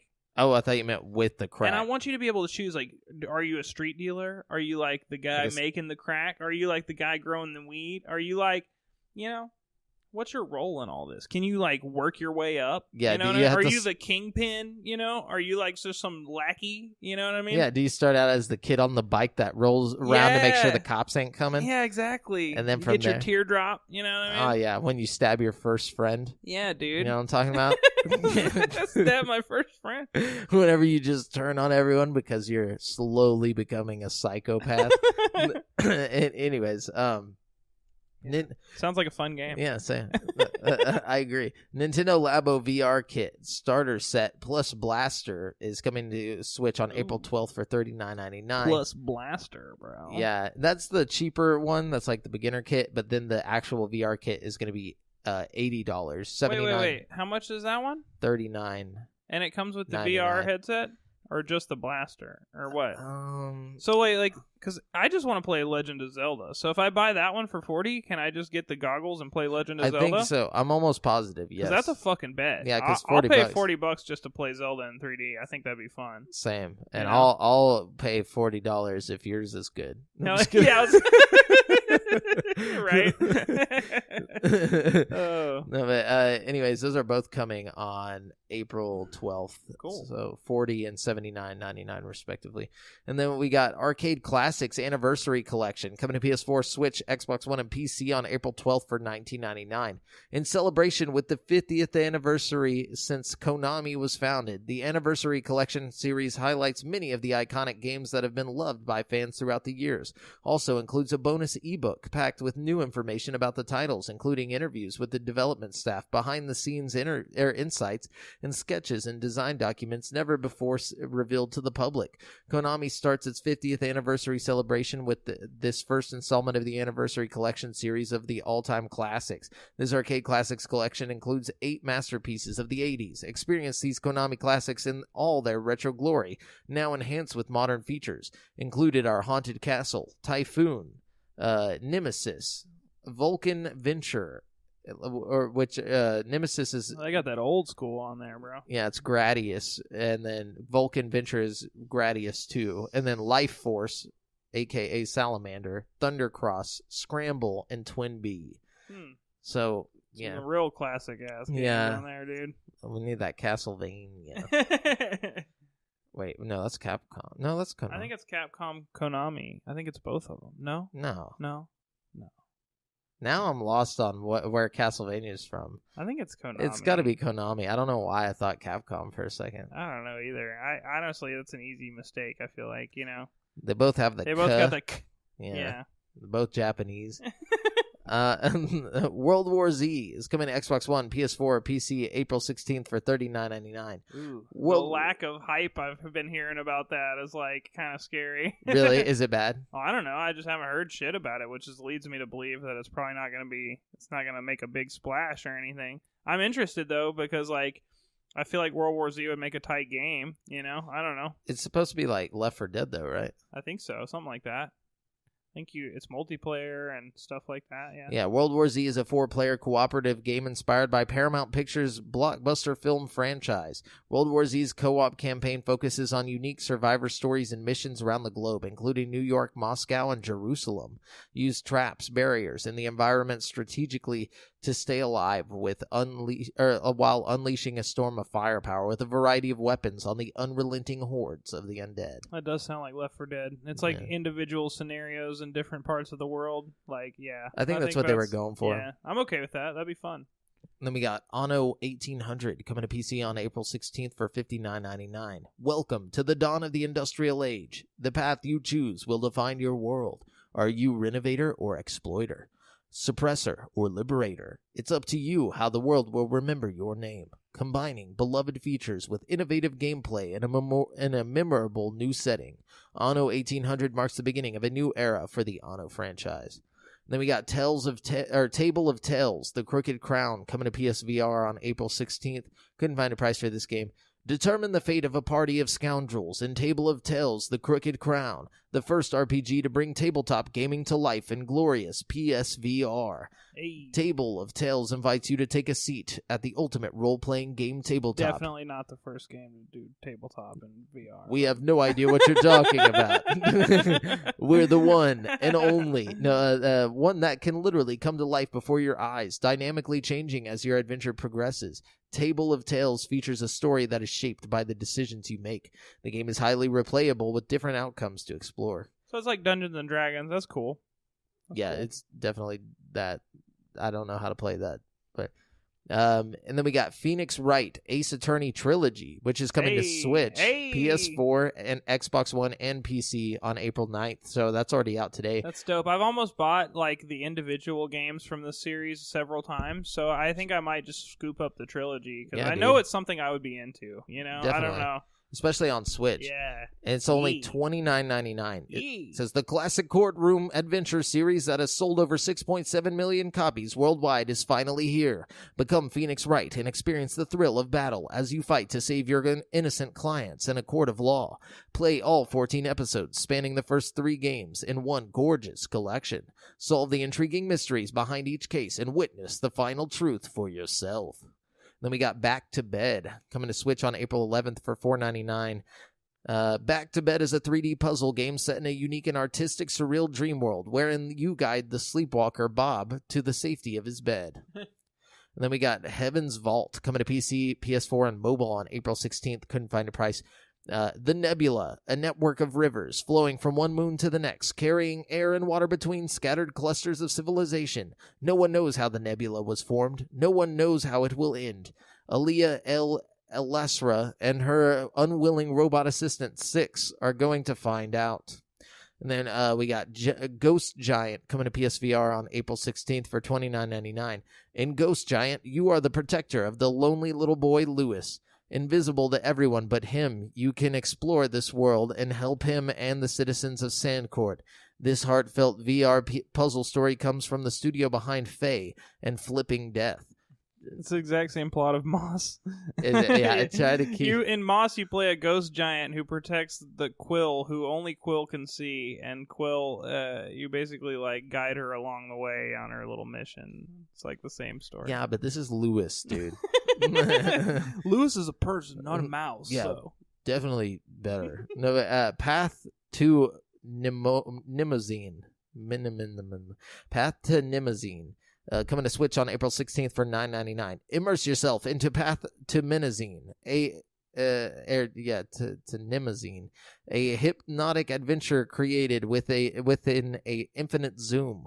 Walk the path, explore your mind, and recover all lost memories by solving dozens of imaginative puzzles. That sounds weird. One Finger Death Punch 2 is coming to PC on April 15th for monies I couldn't find. For monies. The world's fastest brawler returns with its unique 2-button gameplay. With the 1-to-1 response system for the action-packed combat of One Finger Death Punch 2, players will feel the bone-crunching impact of every button press. As you play through the game, you'll be challenged by new level types in this lightning-fast sequel, such as Deadly Target, Horror Show, Bladestorm, Ghost Drunken Master, and more. And then we got Warhammer Age of Sigmar Champions coming to Switch, PC, and mobile on April 16th, and it's free to play. Command powerful factions and legendary champions in this Warhammer trading card game. Yeah, that's all you need to know. And anyway, and then we got Eternity: The Last Unicorn coming to Xbox One on April 16th for $19.99. Eternity: The Last Unicorn proudly throws back to the days of classic action RPGs, showing a clear reverence of the genre's roots and its penchant for tense combat. The game lets players step into the boots of two different heroes, Orahin, the young elf, or Beor, the fierce Viking, each with their own unique stories to uncover and abilities to master. Dope. Yeah, this is dope-ish. But anyways, yeah, that's it for this week's releases. And cool. Some interesting stuff going on this week. Yeah, definitely. I'm just excited for the Switch shit. Yeah, especially Ace Attorney, Phoenix Wright, get some Labo VR. It's going down. It's going down on the Switch right now. Switch has got a lot coming up this week. They got what's that game? Senua's Sacrifice. That's Senua's Sacrifice. A lot of stuff coming. So we're gonna jump on over to currently playing. Brent Bass, what are you playing right now? So I'm playing a lot of stuff. First of all, I'm always playing UFC 3, but last night I went on a 10-fight win streak. I just gotta say, online, you know what I mean? I was just beating people's ass online. I beat 10 people in a row. I was so proud of myself. And then I got fucking smacked. Some guy just kicked me in the face 18 times. But I was very proud of myself. I'm getting really good. I'm getting really good. First of all, I can play the game on legendary difficulty now, against computers, you know what I mean? And online, I win 8 out of 10 times. So I'm getting really good. If anybody wants to test their mettle on UFC 3 on PlayStation, let me know, because challenge the Bass. Pretty good. You know what I mean? Brent Bass. It's been a while since I've dedicated the time to get this good at a game. You know what I mean? There was a point in my life where I was this good at shooters and stuff, but I'm just mediocre now at all that, but I'm really good at this game. That's what's up, man. I'm pretty proud of myself. Building that skill. I feel like at present time, I'm about as good at this game as I am at Smash Bros. Which I could be better at both, but I feel like I'm very good at both. You know what I mean? Yeah, I feel that. I know what you mean. Anyways, but yeah, I played that, and then I got Game Pass for 2 months, like I said earlier. Mm-hmm. So I've been downloading the fuck out of games. Game Pass has really come a long way since it dropped. It's pretty good now. When it first came out, I was kind of anti-game. I don't want to say I was anti-Game Pass, but I wasn't impressed. You know what I mean? Yeah. I went through the other day, and I was just clicking games and downloading them, because I got a terabyte. I'm just gonna fucking fill it up, So I was just downloading. I found 20 games at least that interested me, and I downloaded all of them. You know what I mean? So that being said, I've only had time to play 3 of them. Okay. But the 3 that I got a chance to play, I've had a lot of fun with. I beat entirely What Remains of Edith Finch. So I'll tell you what I don't like about the game first, and then I'll tell you what I do like about the game, because there's a lot to like and a few things I don't like, so I'll just get it out of the way. First of all, the frame rate is weird. Every now and then you get this weird jitter, and when you turn your head, it's not smooth, you know what I mean? It's very strange, especially considering it's on console, so it should just be optimized to work, you know what I mean? Yeah. There's weird load times, and it kind of took me out of the game sometimes. Sometimes I would, one time, for example, I was up at the top of the stairs, and I did, a loading screen. and I went down the stairs because I like went the wrong direction, and I got to the bottom of the stairs and it did another fucking loading screen, and like I walked around for like 2 minutes and realized I wasn't supposed to be downstairs, and I walked back upstairs and it did another fucking loading screen. You know what I mean? Yeah. And it's like, okay, you can just render the fucking like stairs from here to there instead of make a loading screen every time, like, you know what I mean? Like, I don't know like exactly how all that works, but I feel like they could have figured something out to where it wasn't doing some shit like that. It was probably just super low budget. Because at that point, it took me out of the game big time. You know what I mean? Because I remember I played that game. I got bored with it pretty quickly. How did you get bored with it? I just didn't care about the story, Dude, I guess. It's a fantastic game. I got stuck at the part where you like a weird octopus thing on the ship, and like for some reason the fucking tentacles would not move the right way. Like I couldn't tell if the game was broke or if it was supposed to feel that way, but I could not get them to do anything. Yeah, I don't know. You must have did something wrong, because that part only took like 5 minutes for me. Yeah, no, I got fucking stuck. I was so pissed at the game. I beat the whole game in like 3 hours. You know what I mean? But it was fantastic, man. Like, you need to go back and play that. I'll have to try and get past that spot. Because that shit is like, honestly, that's one of the, like, the stories don't even really get good until after that. Like, that's like right at the beginning of the game. You know what I mean? Okay. Like it's like, it goes through like, I don't know, I want to say like 10 or 12 different stories of like how people from this family have died. You know what I mean? Yeah. But it tells like the story of their death in some weird, fantastic way, like the octopus thing. You know, I forgot how that even ends. That was one of the less memorable ones. But there's like, I don't know, there's like I don't want to spoil any of it, because it's like most of the draw of the game is like experience the different like deaths. You know what I mean? And like just kind of like, I don't know, see it through their eyes and shit. I don't know. It's really interesting. By the time you get to like the 8th or 9th story, you're so invested in what's going on that you're just like, you really should go back and play it, because like with all of its like weird lighting and like load times and graphical like, I don't want to say graphical shortcomings, because it was actually a pretty good looking game. It's just like got some technical issues, but like the story and presentation, it carries it past that. You know what I mean? Like, it's really, really good once you get past the surface level shit. Like I don't know. I give it like a 9 out of 10, despite all that. You know what I mean? It was fantastic. Yeah. I think it's story wise, it's better than Firewatch. Like, and I don't know. That's hard for me because I really like Firewatch. You know what I mean? I feel like it's got, like, it's the most comparable game to Firewatch I've played in a long time. You know what I mean? Yeah. No, I'll check it out. Let's see. I played We Happy Few. It was bad load times, mediocre gameplay. It was a little better than I expected, but not worth my time. Not going to keep playing it, probably, just because I have so many games to play and so little time to play. Yeah. You know what I mean? And I got Crackdown 3, which is kind of like, I don't know. It's like the graphics are like a free-to-play game in some spots, you know what I mean? But in other spots, they're like really nice. But like, aside from all the graphical issues, like the game itself is really fun. Like, really? Yeah, it's surprisingly fun. Because I was expecting it to be awful. You know what I mean? Like, just with everybody talking about it like it wasn't very good. You know what I mean? But, I mean, if you look at it as a sequel to Crackdown 2, I mean, it feels like another Crackdown game. It's not doing anything dramatically different. It's a lot of fun. I mean, you get the same kind of feeling you get whenever you're playing the Spider-Man game, because you're constantly going from, like, you're constantly doing something. You know what I mean? It's never a dull moment in the game. You know what I mean? You're driving cars, you're throwing cars at people, you're, like, getting new powers every 5 seconds, you're, like, flying around the city, I don't know. It's a lot of fun. I mean, it's mindless fun, mind you. It's one of those games you pick up and you don't have to think about. You can just kind of zone into and shoot stuff until you're done, you know? Yeah. But it's a lot of fun. I feel like people are really giving it a lot of crap because they expected it to be some great game. But, I mean, it's just Crackdown 3. I mean, it is what it should be. You know what I mean? I don't know.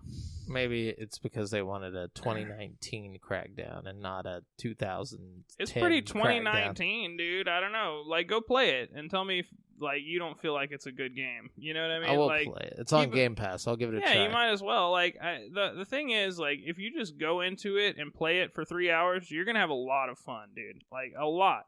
And I don't know. Like, it doesn't feel like an older game. You know what I mean? It feels like a sequel to Crackdown 2. It doesn't feel like a, landmark or like groundbreaking game. But it's just, if you have fun playing like Saints Row or any of those offshoot like open world games that aren't Grand Theft Auto or Red Dead, if you enjoy anything like that, you'll enjoy this game. You know what I mean? Word. I mean, it's a solid sandbox game, And I'm probably going to finish it, unlike We Happy Few. Yeah. It makes sense. But yeah, so that's what I've been playing. What about yourself? So I played some PSVR with you. Yes. Did play that. That was fun. Yeah. Played the Creed game. Yeah. And then Firewall Zero Hour. Mm-hmm. Both of those were pretty cool. Definitely would be fun to have that in your house, just like, it's like kind of like having like an arcade in your house. Yeah, totally. That's the way I feel about it. It's like a weird, it's an arcade. It's just something fun like that, like you can do in short bursts. I couldn't see myself playing that game for more than like an hour because I'd be fucking too tired.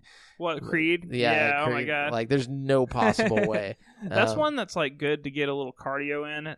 Just like at the beginning of the day, like just play it till you break a sweat and then like get off. You know what I mean? Like, yeah, it's good. I mean, I would use it for like hit training. I would definitely do that. Like. No pun intended. Yeah, exactly. There you go. I just use that bag. Yeah, for sure. It was pretty cool.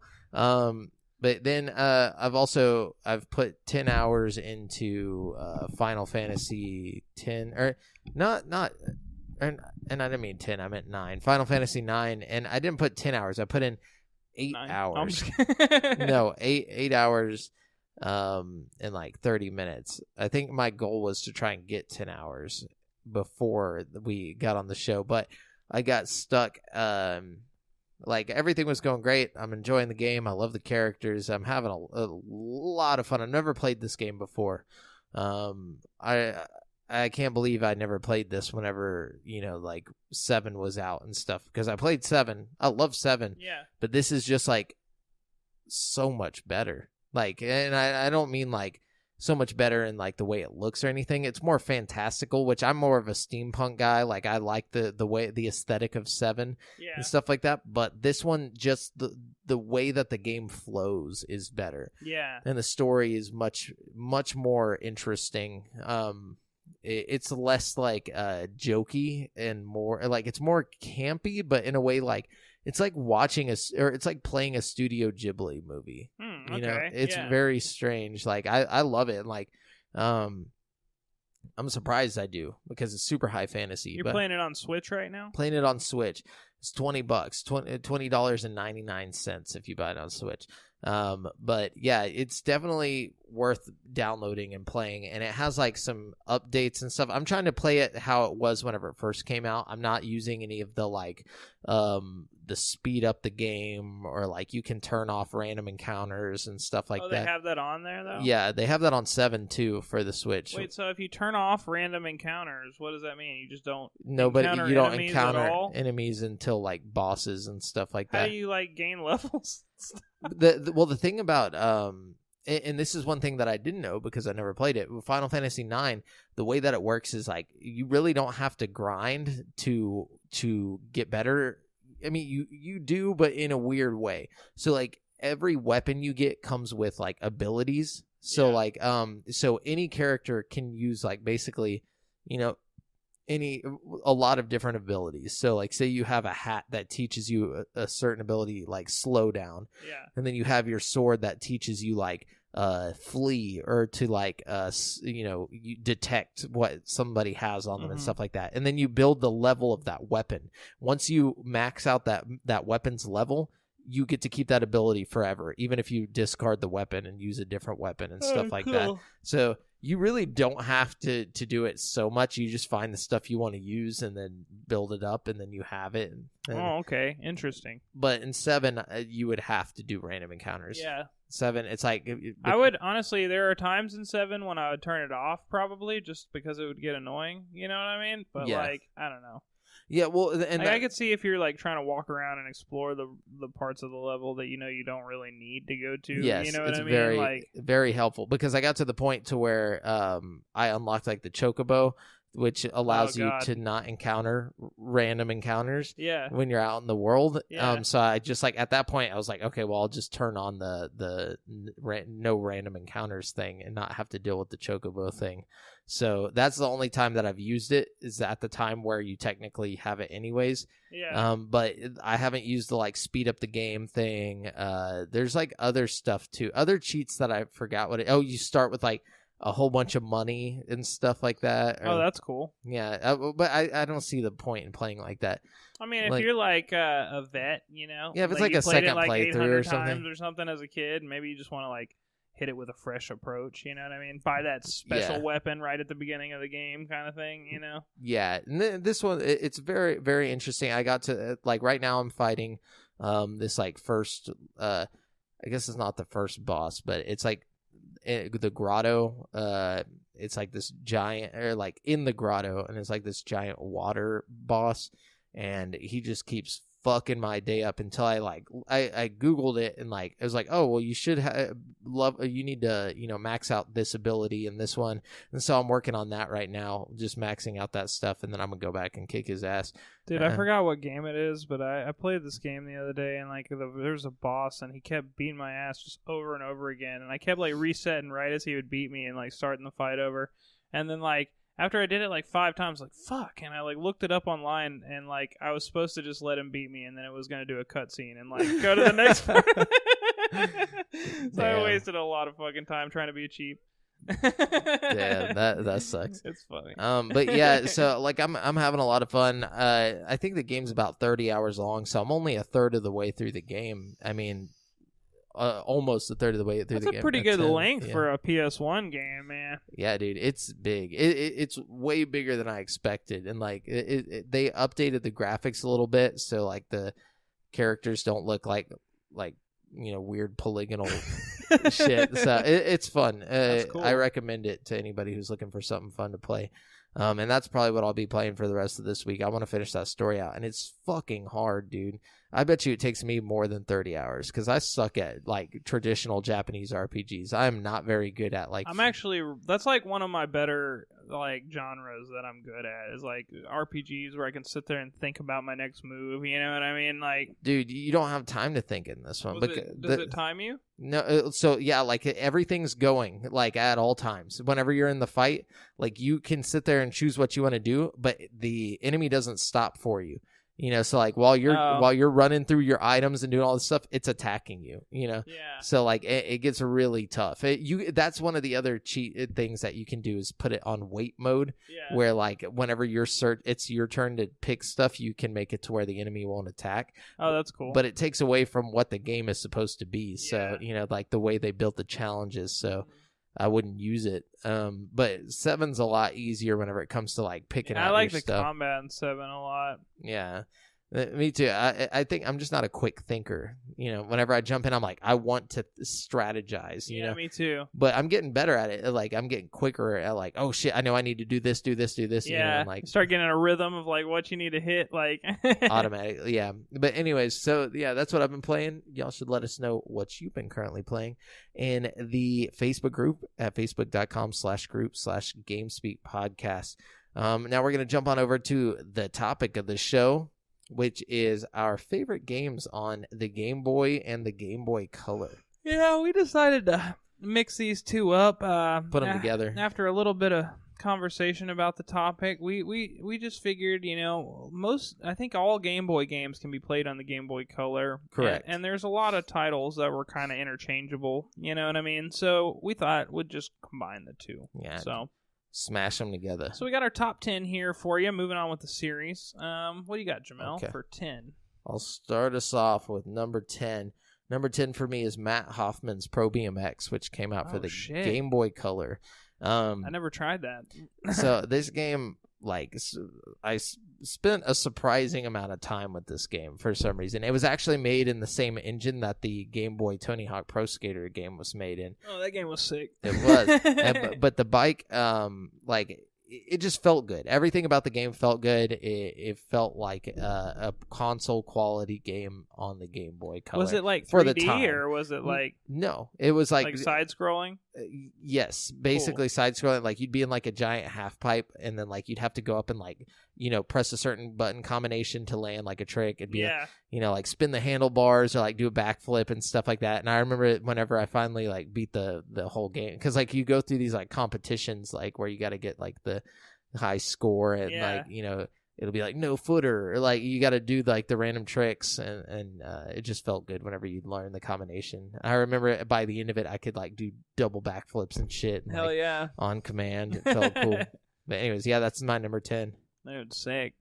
So my number 10, I think, might have been my number 10 on NES. Also, it's gonna be Tetris for me. Okay. Yeah. You know, I love Tetris. I love Tetris even more on the go.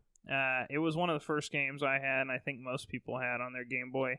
And it was just fun as fuck, man. You know, I spent a lot of time playing Tetris when I had like a big pouch full of other games that were probably like more interesting story-wise and shit. But it's just something about Tetris, man. It's a good mind relaxer. Yes, dude, for sure.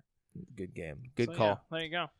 My number 9 is an actual Game Boy game, which is Tiny Toon Adventures Bab's Big Break. This game I played a shit ton of, especially because every Friday... Okay, so check this out. Game Boy and Game Boy Color were like a huge part of my life because my dad would always have to travel like to Conroe for, you know, he owned a gas station. Right, so you guys would go get that stuff for the gas station, right? We'd go to Sam's, or we'd have to go to Home Depot because the Lowe's in Conroe, because he built our house. Yeah. You know, and so we lived in Huntsville. It was like almost an hour away from where we lived out in the country. So for an hour every weekend, you know, there, and then an hour back, you know, I would have my Game Boy time. Yeah. You know, so like, and then at swim meets and all that stuff. Oh yeah, swim meets were the ultimate Game Boy time, dude. Oh yeah, and one of those things was Tiny Toon Adventures. Is like I played so much of it. I never beat it, but I played a lot of it. The reason I couldn't beat it is because I was just a dumb kid, but it's like a really good platformer. And I actually went and looked at like reviews for it, and a lot of people enjoyed it. A lot of the critics gave it like raving reviews. Yeah. So I was like, damn, I guess I picked a really good game when I was a kid and Dude, liked it. Yeah, for sure. I mean, you know, I think if it's a good game, you're going to like it regardless of how old you are, you know? I think some of those games you just stumble upon as a kid and it turns out to be a great game, you know? Exactly, yeah. Dude, this is totally off topic and for a different console altogether, but the Warner Brothers had some good, like, games based on their stuff like that. There was an Animaniacs game on SNES that was fucking fire, dude. It was. Good so platformers. Good. Yeah, for sure. And, yeah. So my number 9 is a lot higher on most people's list. It's going to be Metal Gear Solid or Metal Gear Ghost Babel, depending on what region you are in. Yeah, we're Metal Gear Solid. Yeah.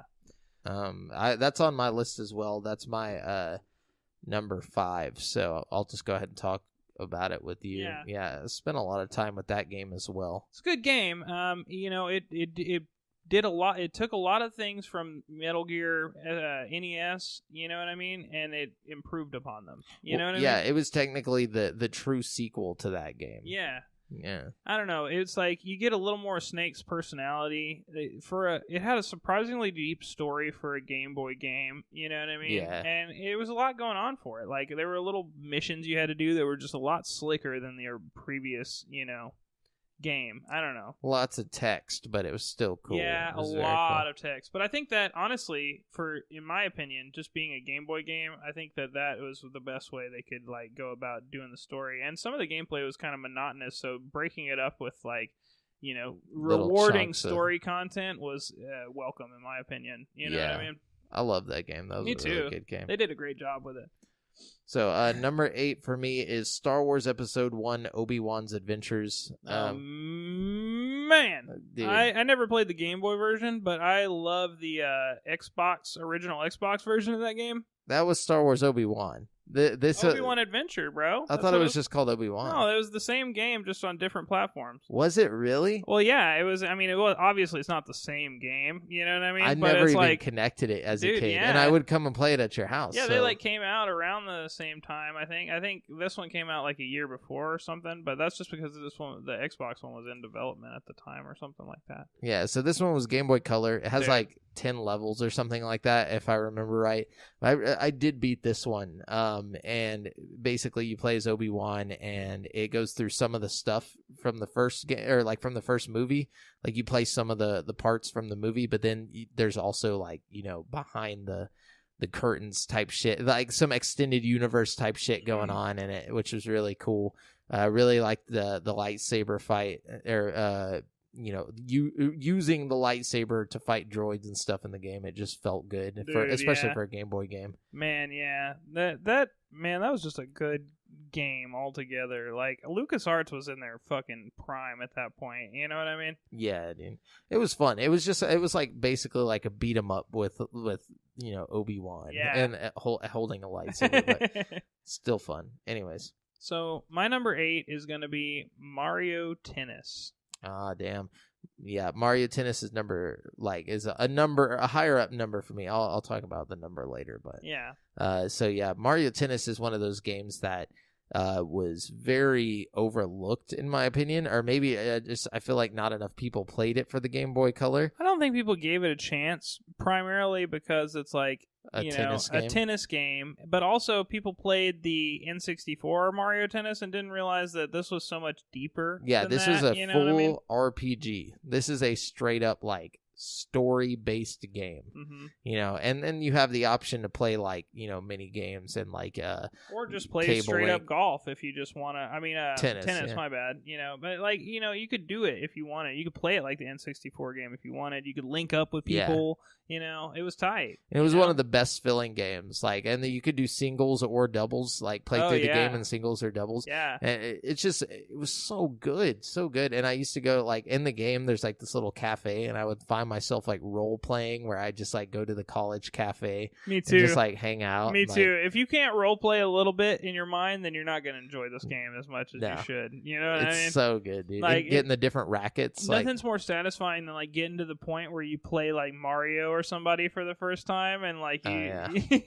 dude, that shit's tight. So tight. Oh man. Anyways, so my number 7 is the Pokemon trading card game on the Game Boy. Very fun game. Just the fact that you had the digital version of the trading card game. You didn't have to go out and buy a bunch of packs and like, you know, have somebody there to play with. Like it was also another RPG game. It was fantastic, and it teaches you how to properly play the Pokemon trading card game. Yeah, you know, it's one of those things that like learning a trading card game is sometimes a little intimidating and frustrating because you have to get somebody to explain the rules to you and this and that. It's one of those games that's not only a fun game, but a teaching tool that kind of like lets you learn at your own pace how to play the game. You know what I mean? Especially as a kid. Oh, yeah, you know especially as a kid.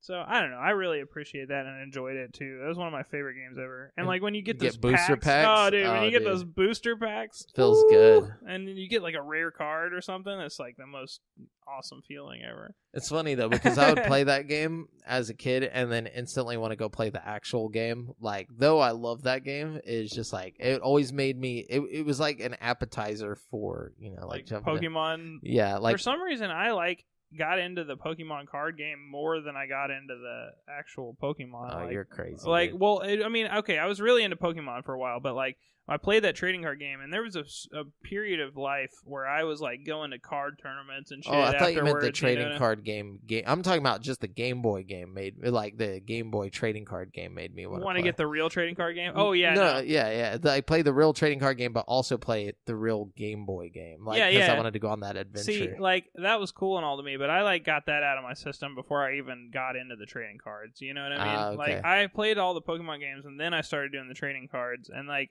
after I got into the trading cards, I got into the trading card game, and I realized there's a whole game I could be playing with all the trading cards that I had. Yeah. And so I started making decks and going to tournaments and stuff. I got really into that for a little while. Yeah, dude, go to Hastings on Saturday mornings. Got to go to Hastings, get the badges. I had like 4 out of the 8 badges, dude. I was pretty proud of myself. You know, they still do the Pokemon Trading Card League. There's like a card store in Spring that does it, and it's Really? like every time I dope. see them post about it on Instagram, it just like hits me in the nostalgia. I'm like, dude, I just want to bust up in there and show these kids how it go.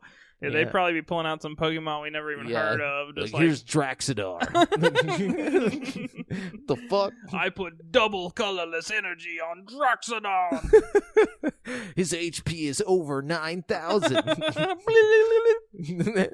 This turns into Yu-Gi-Oh. God. So, that's awesome. Yeah. My number 7 is another Mario sports game. We got Mario Golf over here. Okay. Which I think is just as good as Mario Tennis. Probably a little bit better. Are you thinking of the Advance game or the Game Boy Color one? Game Boy Color. Really? Mm-hmm. I know. I never played the Game Boy Color one, so I didn't know that one was fantastic. an RPG as well.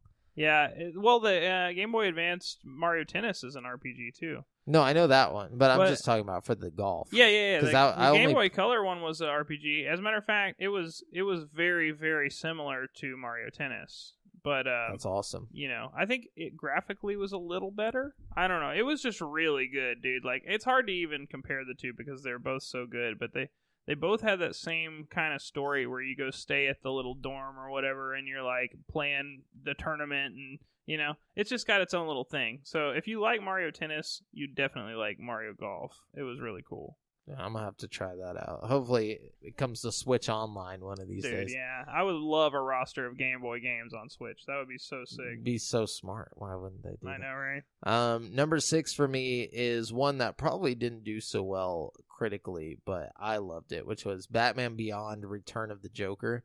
I probably beat this game like 20 times in my childhood. Like, really? It was one of those, like, it was like a comfort food game. Yeah, where, for like, sure. I knew it was a licensed game. Monster Ranchers for me. That was my comfort food game. Yeah, well, like, I just mean like Power. a portable one, because I guess Rocket Power. Whenever you're a kid, you don't look at licensed games as a bad thing. No. You look at them as like, oh, cool, my favorite show, or like my favorite. I still don't look at licensed games as a bad thing necessarily. True. I mean, like, there are a lot of bad licensed games, but I don't just inherently think because it's a licensed game it's going to be bad, you know?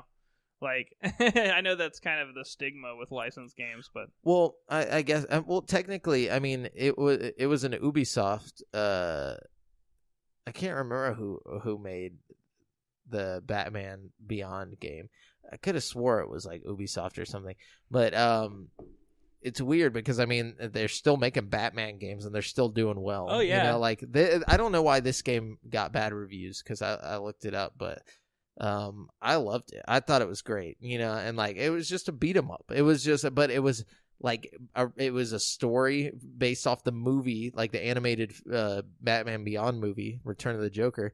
It was like that movie, but in game form, which was amazing to me. I as a kid, I would always much rather play a movie than be watching a movie. Yeah. You know, so, like, it was definitely cool. Very cool to me. Anyways, what you got? Yeah, I'm 100% with you there. So my number 6 is one that is going to be on most people's list. Donkey Kong Country. So, I didn't put that on my list because I'm trying to put one game per franchise on each list. Or, like, because if I were to go by that, it would be probably number 2 on my list. Yeah. Because I had all the Donkey Kong Country games on Game Boy. Yeah, I particularly like the first one. I don't know. I like all the Donkey Kong Country games, but like you said, I didn't want to just fill up my list with Donkey Kong Countries. However, I really enjoy the game, and I think it's one of the better ports it is. Like, ever done for, you know what I mean? Like, they did a really good job. Very good. The second one's my favorite, though. Donkey Kong Country 2, the port on that one was just superb, dude. Definitely. They did a great job on all of those. And they did ports even before that for the actual Game Boy called Donkey Kong Land, which were like black and white ports of the NES game or SNES games. Really? But, yeah. Were they any good? They were great. I mean, they weren't as good as the color ports. You know, the color ports had more power as well, so they could do a little bit more. Yeah. There were some things that were switched out in the other ones. I've never even seen gameplay of the black and white one. I'm kind of interested. Oh, you should look it up. It looks weird. I bet it does. It'll blow your mind. I bet it does.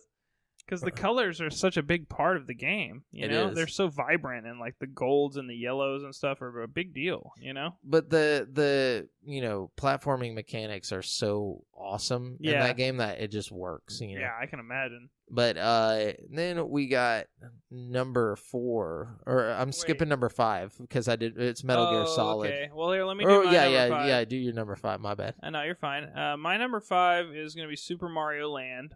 You know, classic Mario. Oh yeah, it's not even classic Mario. Are you thinking of Super Mario Land 2 or No, the first one. The first one where it's like really tiny? Yeah, okay. Fucking love that game, yeah, dude. There's so many little secrets in that game. That's what makes it so special to me. It's like every other fucking like little row of blocks, there's like a hidden block or a little vine that goes into the sky or like a different thing you can do here. Or, you know, like every time I played through, I would accidentally find something special, and it just really made me like that. Like that is my essential Mario game right there. Like, yeah, it had a whole different aesthetic from the you know, the console Mario games too. Dude, it like set itself apart. And every level was so like different and varied, and like they had a different feel, and the music was amazing. Like oh, dude. Do you remember that? Like where you're in the fucking... That was like the Sky World. That shit was so hard, bro. Well, yeah, there's the Sky World. There's like the weird like Egyptian looking levels, and there's like the Easter Egyptian egg. level was sick. And like they're shooting those big weird egg things at you. Like wait, what part? They're like Sphinx things. Yeah. Okay, yeah. Just shooting eggs at you? I don't know. Oh, yeah. Or maybe they were fireballs or something. I don't know. Dude, that's like literally the I like when noise. you get to the boss and you like it was like the Mario games where you gotta like jump over Bowser. Yeah, I fucking love that. Axe. I don't know why that's like my optimal Bowser fight, but I love like trying to get to Bowser and jump over him. I don't know. Let's see, everyone's all about these like Dark Souls games. These were the Dark Souls of back in the day. You had 3 lives. And when you lost, you went right back to the fucking beginning. Yeah. Dude. There was no fucking like... There was like 12 or 14 levels or something. I only got to like level 8. That was the furthest I ever got in that game. Yeah. It's tough. And every time you find the princess, instead of her being like, your princess is in another castle, she turns into a fucking mosquito and just like bounces away. I know. So weird. Fucking It was a good game though. Such a good game, dude. So good. Number 4 for me is The Legend of Zelda: Oracle of Seasons and Oracle of Ages. That is also my number 4. Really nice, good spot. This is the only. Well, never mind. I'll explain this a little bit later. But I really fucking love this game. These were made by Capcom, not made by the traditional team that worked on Zelda games. So this was weird. Really interesting. Yeah, in general, just the fact they let them do that. Yeah, it's like Obsidian making the Fallout game or something. It's so strange that they would just let that happen, but they were lo and behold, it's one of the best ones out there. You know what I mean? It's the same thing with Super Mario Land. It wasn't Miyamoto working on it. They had somebody else work on the game. That's why it was so different. It was so good though. But that's what I'm saying. Like with the Game Boy, I feel like they took chances because they had the SNES to focus on. Like this was like their chance to let these other people make something for them or focus on third party and stuff like that. It was very cool. Very, very cool. This game was just really neat because you could connect with, if you had seasons, you could connect with Oracle or vice versa. And, there's a lot of time travel going on. Just a bunch of different shit. Really good games. Like, man. I liked that whole like different versions of the same game thing they did with the Game Boy. They had a whole lot of that going on. They did. Down there. The thing about Oracle Seasons and Ages is that one was more puzzle focused while the other was more action focused. Right. And they both had like a very like slight twist to the story. Like both were a little different, you know what I mean? But not enough to where it's like, I don't know. They're both really good games. I think I liked Ages a little more after playing them both. You know what I mean? But I can't even remember which one I liked more. Like, I think the last time I played them was actually I bought it on my 3DS and was playing through it again Really? Not too long ago, Oh, yeah. that's cool. I haven't played it since it was on Game Boy. I mean, I really wouldn't mind going back and giving it another whirl. They need to bring the Switch. Telling you, man. So what's your number 4? I just told you. I did the same. Oh, we did the same one. What's okay, so my number 3 is Super Mario Land. Ah, okay. So, all right, what's your number 3? So my number 3 is gonna be this is the only exception to my 2 games of 1 franchise rule, just because I couldn't help it, man. DX, Legend of Zelda: Link's Awakening, DX. It's a good game. It doesn't even have to be DX, honestly. The original Link's Awakening was equally good, in my opinion. I don't think DX brought too much more than a beautiful color palette to the table. You know what I mean? Yeah. But which is a lot more. I think, in my opinion, this is like the first Zelda game that like really defined like what I want from a Zelda game. Like, don't get me wrong, Zelda 1's fun, Zelda 2's cool, whatever.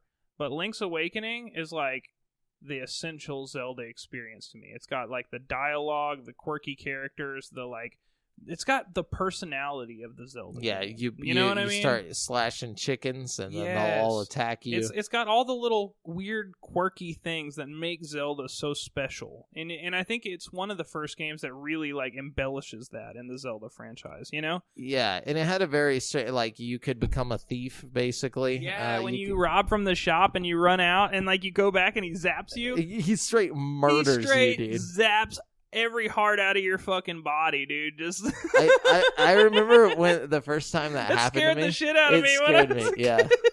I was like, oh fuck! Like I thought like the game was sentient or something. Yeah, me too. That shit blew my mind as a child. So brutal. The fact that it even let me steal it in the first place, because I like picked up the bombs and I just walked out of the store and I'm like, You're hey, oh, I got some bombs. I'm gonna go steal some more shit. You know, exactly. It teaches you life lessons. It really does. And then like the little crane game with like the Yoshi doll you could get. That was like a little Easter egg. I don't know. I'm so excited for the remake. Oh my god, bro! Dude, like this is gonna be sick, dude. Amazing, and the whole game's about a fucking egg. You know, like, and in my opinion, it's got some of the best fetch quests of any game ever. Like, there's like a whole sequence where you have to like get a bow for a chain chomp and a banana for this guy and a this for that, and it all leads to this big thing you get. But it's so stupid and fun, and it's just like it's just a fun game. It's one of my favorite charming. Zelda games, yeah. And it's small, like not small in scope, but small, like just portable. You know, like it's that tiny feel, but like with a huge punch. You know what I'm saying? And oh man, I don't know. It really gets me in the zone just thinking about it. Like of all the nostalgic, like of all the top-down Zelda games, like looking down, that's my favorite by all means. And there's a lot of them that are good. You know what I mean? I'm not knocking any of the other ones, but this is my favorite one for sure. Yeah. Number 2 for me is Mario Tennis. So hey, that's boy. what we've already talked about. It's a good game right there. It could have easily been number 1. But. Number 2 for me is another one we've already talked about: Pokemon trading card game. Nice. Fucking love that damn way up game, there. man. It's so good. So I figure we both have a similar number 1. I think we probably have the same thing, you know what I mean? Well, did you choose the franchise as a whole? Because I chose a specific one. I chose kind of a specific one, but not necessarily. So I'll just go ahead and break it down. I chose Pokemon Red and Blue. Okay. Because I feel like they established a baseline Pokemon formula that still to this day is the standard for Pokemon games. Like, they haven't changed or devised too much from that. Like Smash Bros, for example, like it's still basically the same thing that's selling and performing well now. Like, you can play the first Pokemon game and still have a fucking blast. And I think that's I think that's really says something, that it can stand the test of time like that. You know what I mean? Like, compared to, like, let's be real, 90% of these games aren't gonna stand up to the test of time. Pokemon indefinitely will. You know what I mean? Like, it's that good. I just feel like it is. And I don't know. I feel like Red and Blue have to be given some credit because they took a big risk. You know, like, they weren't sure that people were going to bite on that or love it, or, you know, they just went all in and it fucking paid off. You know what I mean? Like, I think they had a hunch, man. Yeah, I'm sure they did a little R&D, but at the same time, it's like, you know, that could have really backfired on them. You know what I mean? True. And I give credit where credit is due, but if it goes to my favorite it would be Gold. Pokemon Gold? Gold is my favorite. Gold is a great game. So is Silver. I had Silver. I never had Gold. Well, I had Gold, like Heart Gold for DS, but I never had like the original Gold version.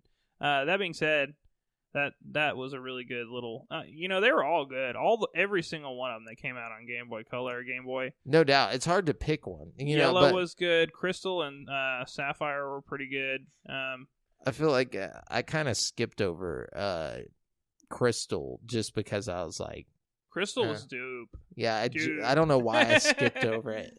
But Gold was definitely the one that I chose and just went with. Dude, so. Yeah, Gold was tight. I like how it was like the shiny cartridge, you know what I mean? Dude, that was one of the main reasons I wanted it. I was like I would always open up my game case and there'd be all these like bland, like black and gray games, and then there's just this shiny ass silver game that I knew, Pokemon Silver, dude. And like yellow, like just the fact that the cartridges were, if a game had a colored cartridge, you knew that shit was gonna be fire, dude. Yeah. Always. They wouldn't shell out for the colored cartridge if they didn't know it was gonna be a good game. Like fucking Donkey Kong with that banana yellow. Oh bro, that's N64, but still, like, classic. You know what I mean? Classic, dude. Zelda with the gold. Fucking 007 Nightfire with the blue, dude. And Zelda DX was black, right? Just like Zelda DX was black and gold. Like it was like black with like a pale gold like picture on front, but it wasn't like shiny. It was just like There's something about it just stuck out. But anyways, that's our top 10 favorite games for the Game Boy and the Game Boy Color. Y'all let us know what your favorites is. Maybe we missed something. Let us know. Yeah, it's very possible. We're going to jump on over to the People's Champ today. Oh, yeah. We got some champs, man. We got a couple champs up in here, man. Got a few of these champs. The champion. Sorry, that was like a yawn. We got a couple champs, man. I'm going to tell you, man, who's the champ, man. Something tells me you ain't going to tell me who the champ is. I'm going to tell you who the champ, man. So it's going to be Devin Mayer, man. Yeah, Devin. Devin says, did you watch that video I posted on the group with the realistic Unreal 4 engine graphics? I didn't watch the video. I saw you posted it, but I didn't know what it was. Well, it's crazy fucking impressive if you ever get a chance to watch it. It's basically just like this video of this guy like rendering and building this like photorealistic world in the Unreal 4 engine like really fast, you know what I mean? And then like walking around it, and it's like so realistic, like it looks like he's walking around a real fucking world, you know what I mean? And it's like, it's just super impressive. And Devin asks us, he says, with ever-advancing graphics like we saw in the new Unreal Engine showcase video, do you think there will come a point where video game graphics will be too hyper-realistic? Is there even such a thing as too realistic to y'all? To me, there isn't, but I know to many, even current graphics are already to this point. I think they could always be better. Yeah, I agree. I think the only time when something can get too realistic is if it's like a visceral, like gory thing or something. You know what I mean? Like some kind of like depiction of like rape or something. Maybe a little too much. I think it's the context. I mean, like Doom, if you made that photorealistic with all the gore, it wouldn't bother me. No, not at all. But like, I think you're right. I think it is the context. I think it has a lot to do with, is it human? Is it like, how is it presented too? Yeah. Is it tastefully shot like a movie? I think we're getting to the point where video games are like movies. You have to think about how you're presenting the material in game. You know what I mean? Yeah, like, for sure. It's all about presentation, because you can get away with some pretty raunchy shit in movies as long as you like pan the camera a little to the left or something. You know what I mean? Like, it's kind of the same with video games, and I think the more realistic video games get, the more we'll have to antiquate it to like what we would do with a movie of the same rating. You know what I mean? Or equate it. Yeah, that's. I think, like, I don't think photorealism will take over the industry. I think only in games that need it. Sure, I think you're never going to get a photorealistic Mario or something. You know what I'm talking about? There's always going to be a market for, like, some games that have that, like, cool cel-shaded look, too. Exactly. Like, there's some art styles that are never going to call for, you know what I mean? Yeah. But at the same time, there are games that will probably, like, I think... Though I would like a photorealistic version of Mario. I just want this, like... real Italian man. Some Italian dude, just like a normal guy. Just like just climbing down a pipe with like a ladder in it. Just like it's a me, some Marvel. You know, it's Mario. He's just like drunk as fuck. It's me. It's a real it's Mario. Let's go. Come on. For real though, let's go. Whenever you just leave him standing there for too long. Anyways, yeah, thanks, Devin. I like that. I say, the more realistic, the better. Bring it. You know. I say the more realistic, the better. But be careful. You know what I mean? What are we being careful about? I'm just saying, be tasteful. Remember, a Dead or Alive Extreme Beach Volleyball Extreme Realism Edition. That's gonna be so not controversial. Yeah, dude. You know what I'm saying? Not controversial in the slightest. Rated T for titties. Oh, thank you, Devin. Good question. So we got some more questions here. We got Matt Cook. What's up, boy? Boy, been a long time no see. Good to hear from you, Matt. Matt says, my grandma is very ill. Would she enjoy a Nintendo Game Boy? And then he's got like crying, laughing faces. So, well, first off, I'm sorry about your grandmother. Yeah. The way that you posted that, like. Yeah, I'm not sure if this is a joke. No, but if she truly is ill, I hope that she gets better soon. And I think a Game Boy would help out, you know, most def. I think, yeah, but definitely. Like, who wouldn't enjoy a good Nintendo Game Boy? And start her off with some stuff that, like, you know, throw her some Tetris. I feel like if she's not familiar with gaming, Tetris is a good entry because it's like, you know, everyone understands Tetris. Yeah. You know, it's just a puzzle. You maybe could like find some kind of blackjack game, you know. I know people like card games, you know, you don't have to like teach the rules or anything. It's just, yeah. You know? Very, very simple puzzle games just to start off, and then, you know, start throwing her some better stuff, you know. So slide some good stuff in there like Zelda, you know. Maybe give her a Pokemon game. I feel like Pokemon is a very easy to learn game. Once you get the whole concept of a D-pad and A and B down. Absolutely. There's not much to it, really. No. And it's fun. Yeah. So we got Chad here. Chad says, Chad McLean says, if you have an apple and you have a pen, what does it make? An Apple pen. Yes, that's correct. Is that correct? That is correct.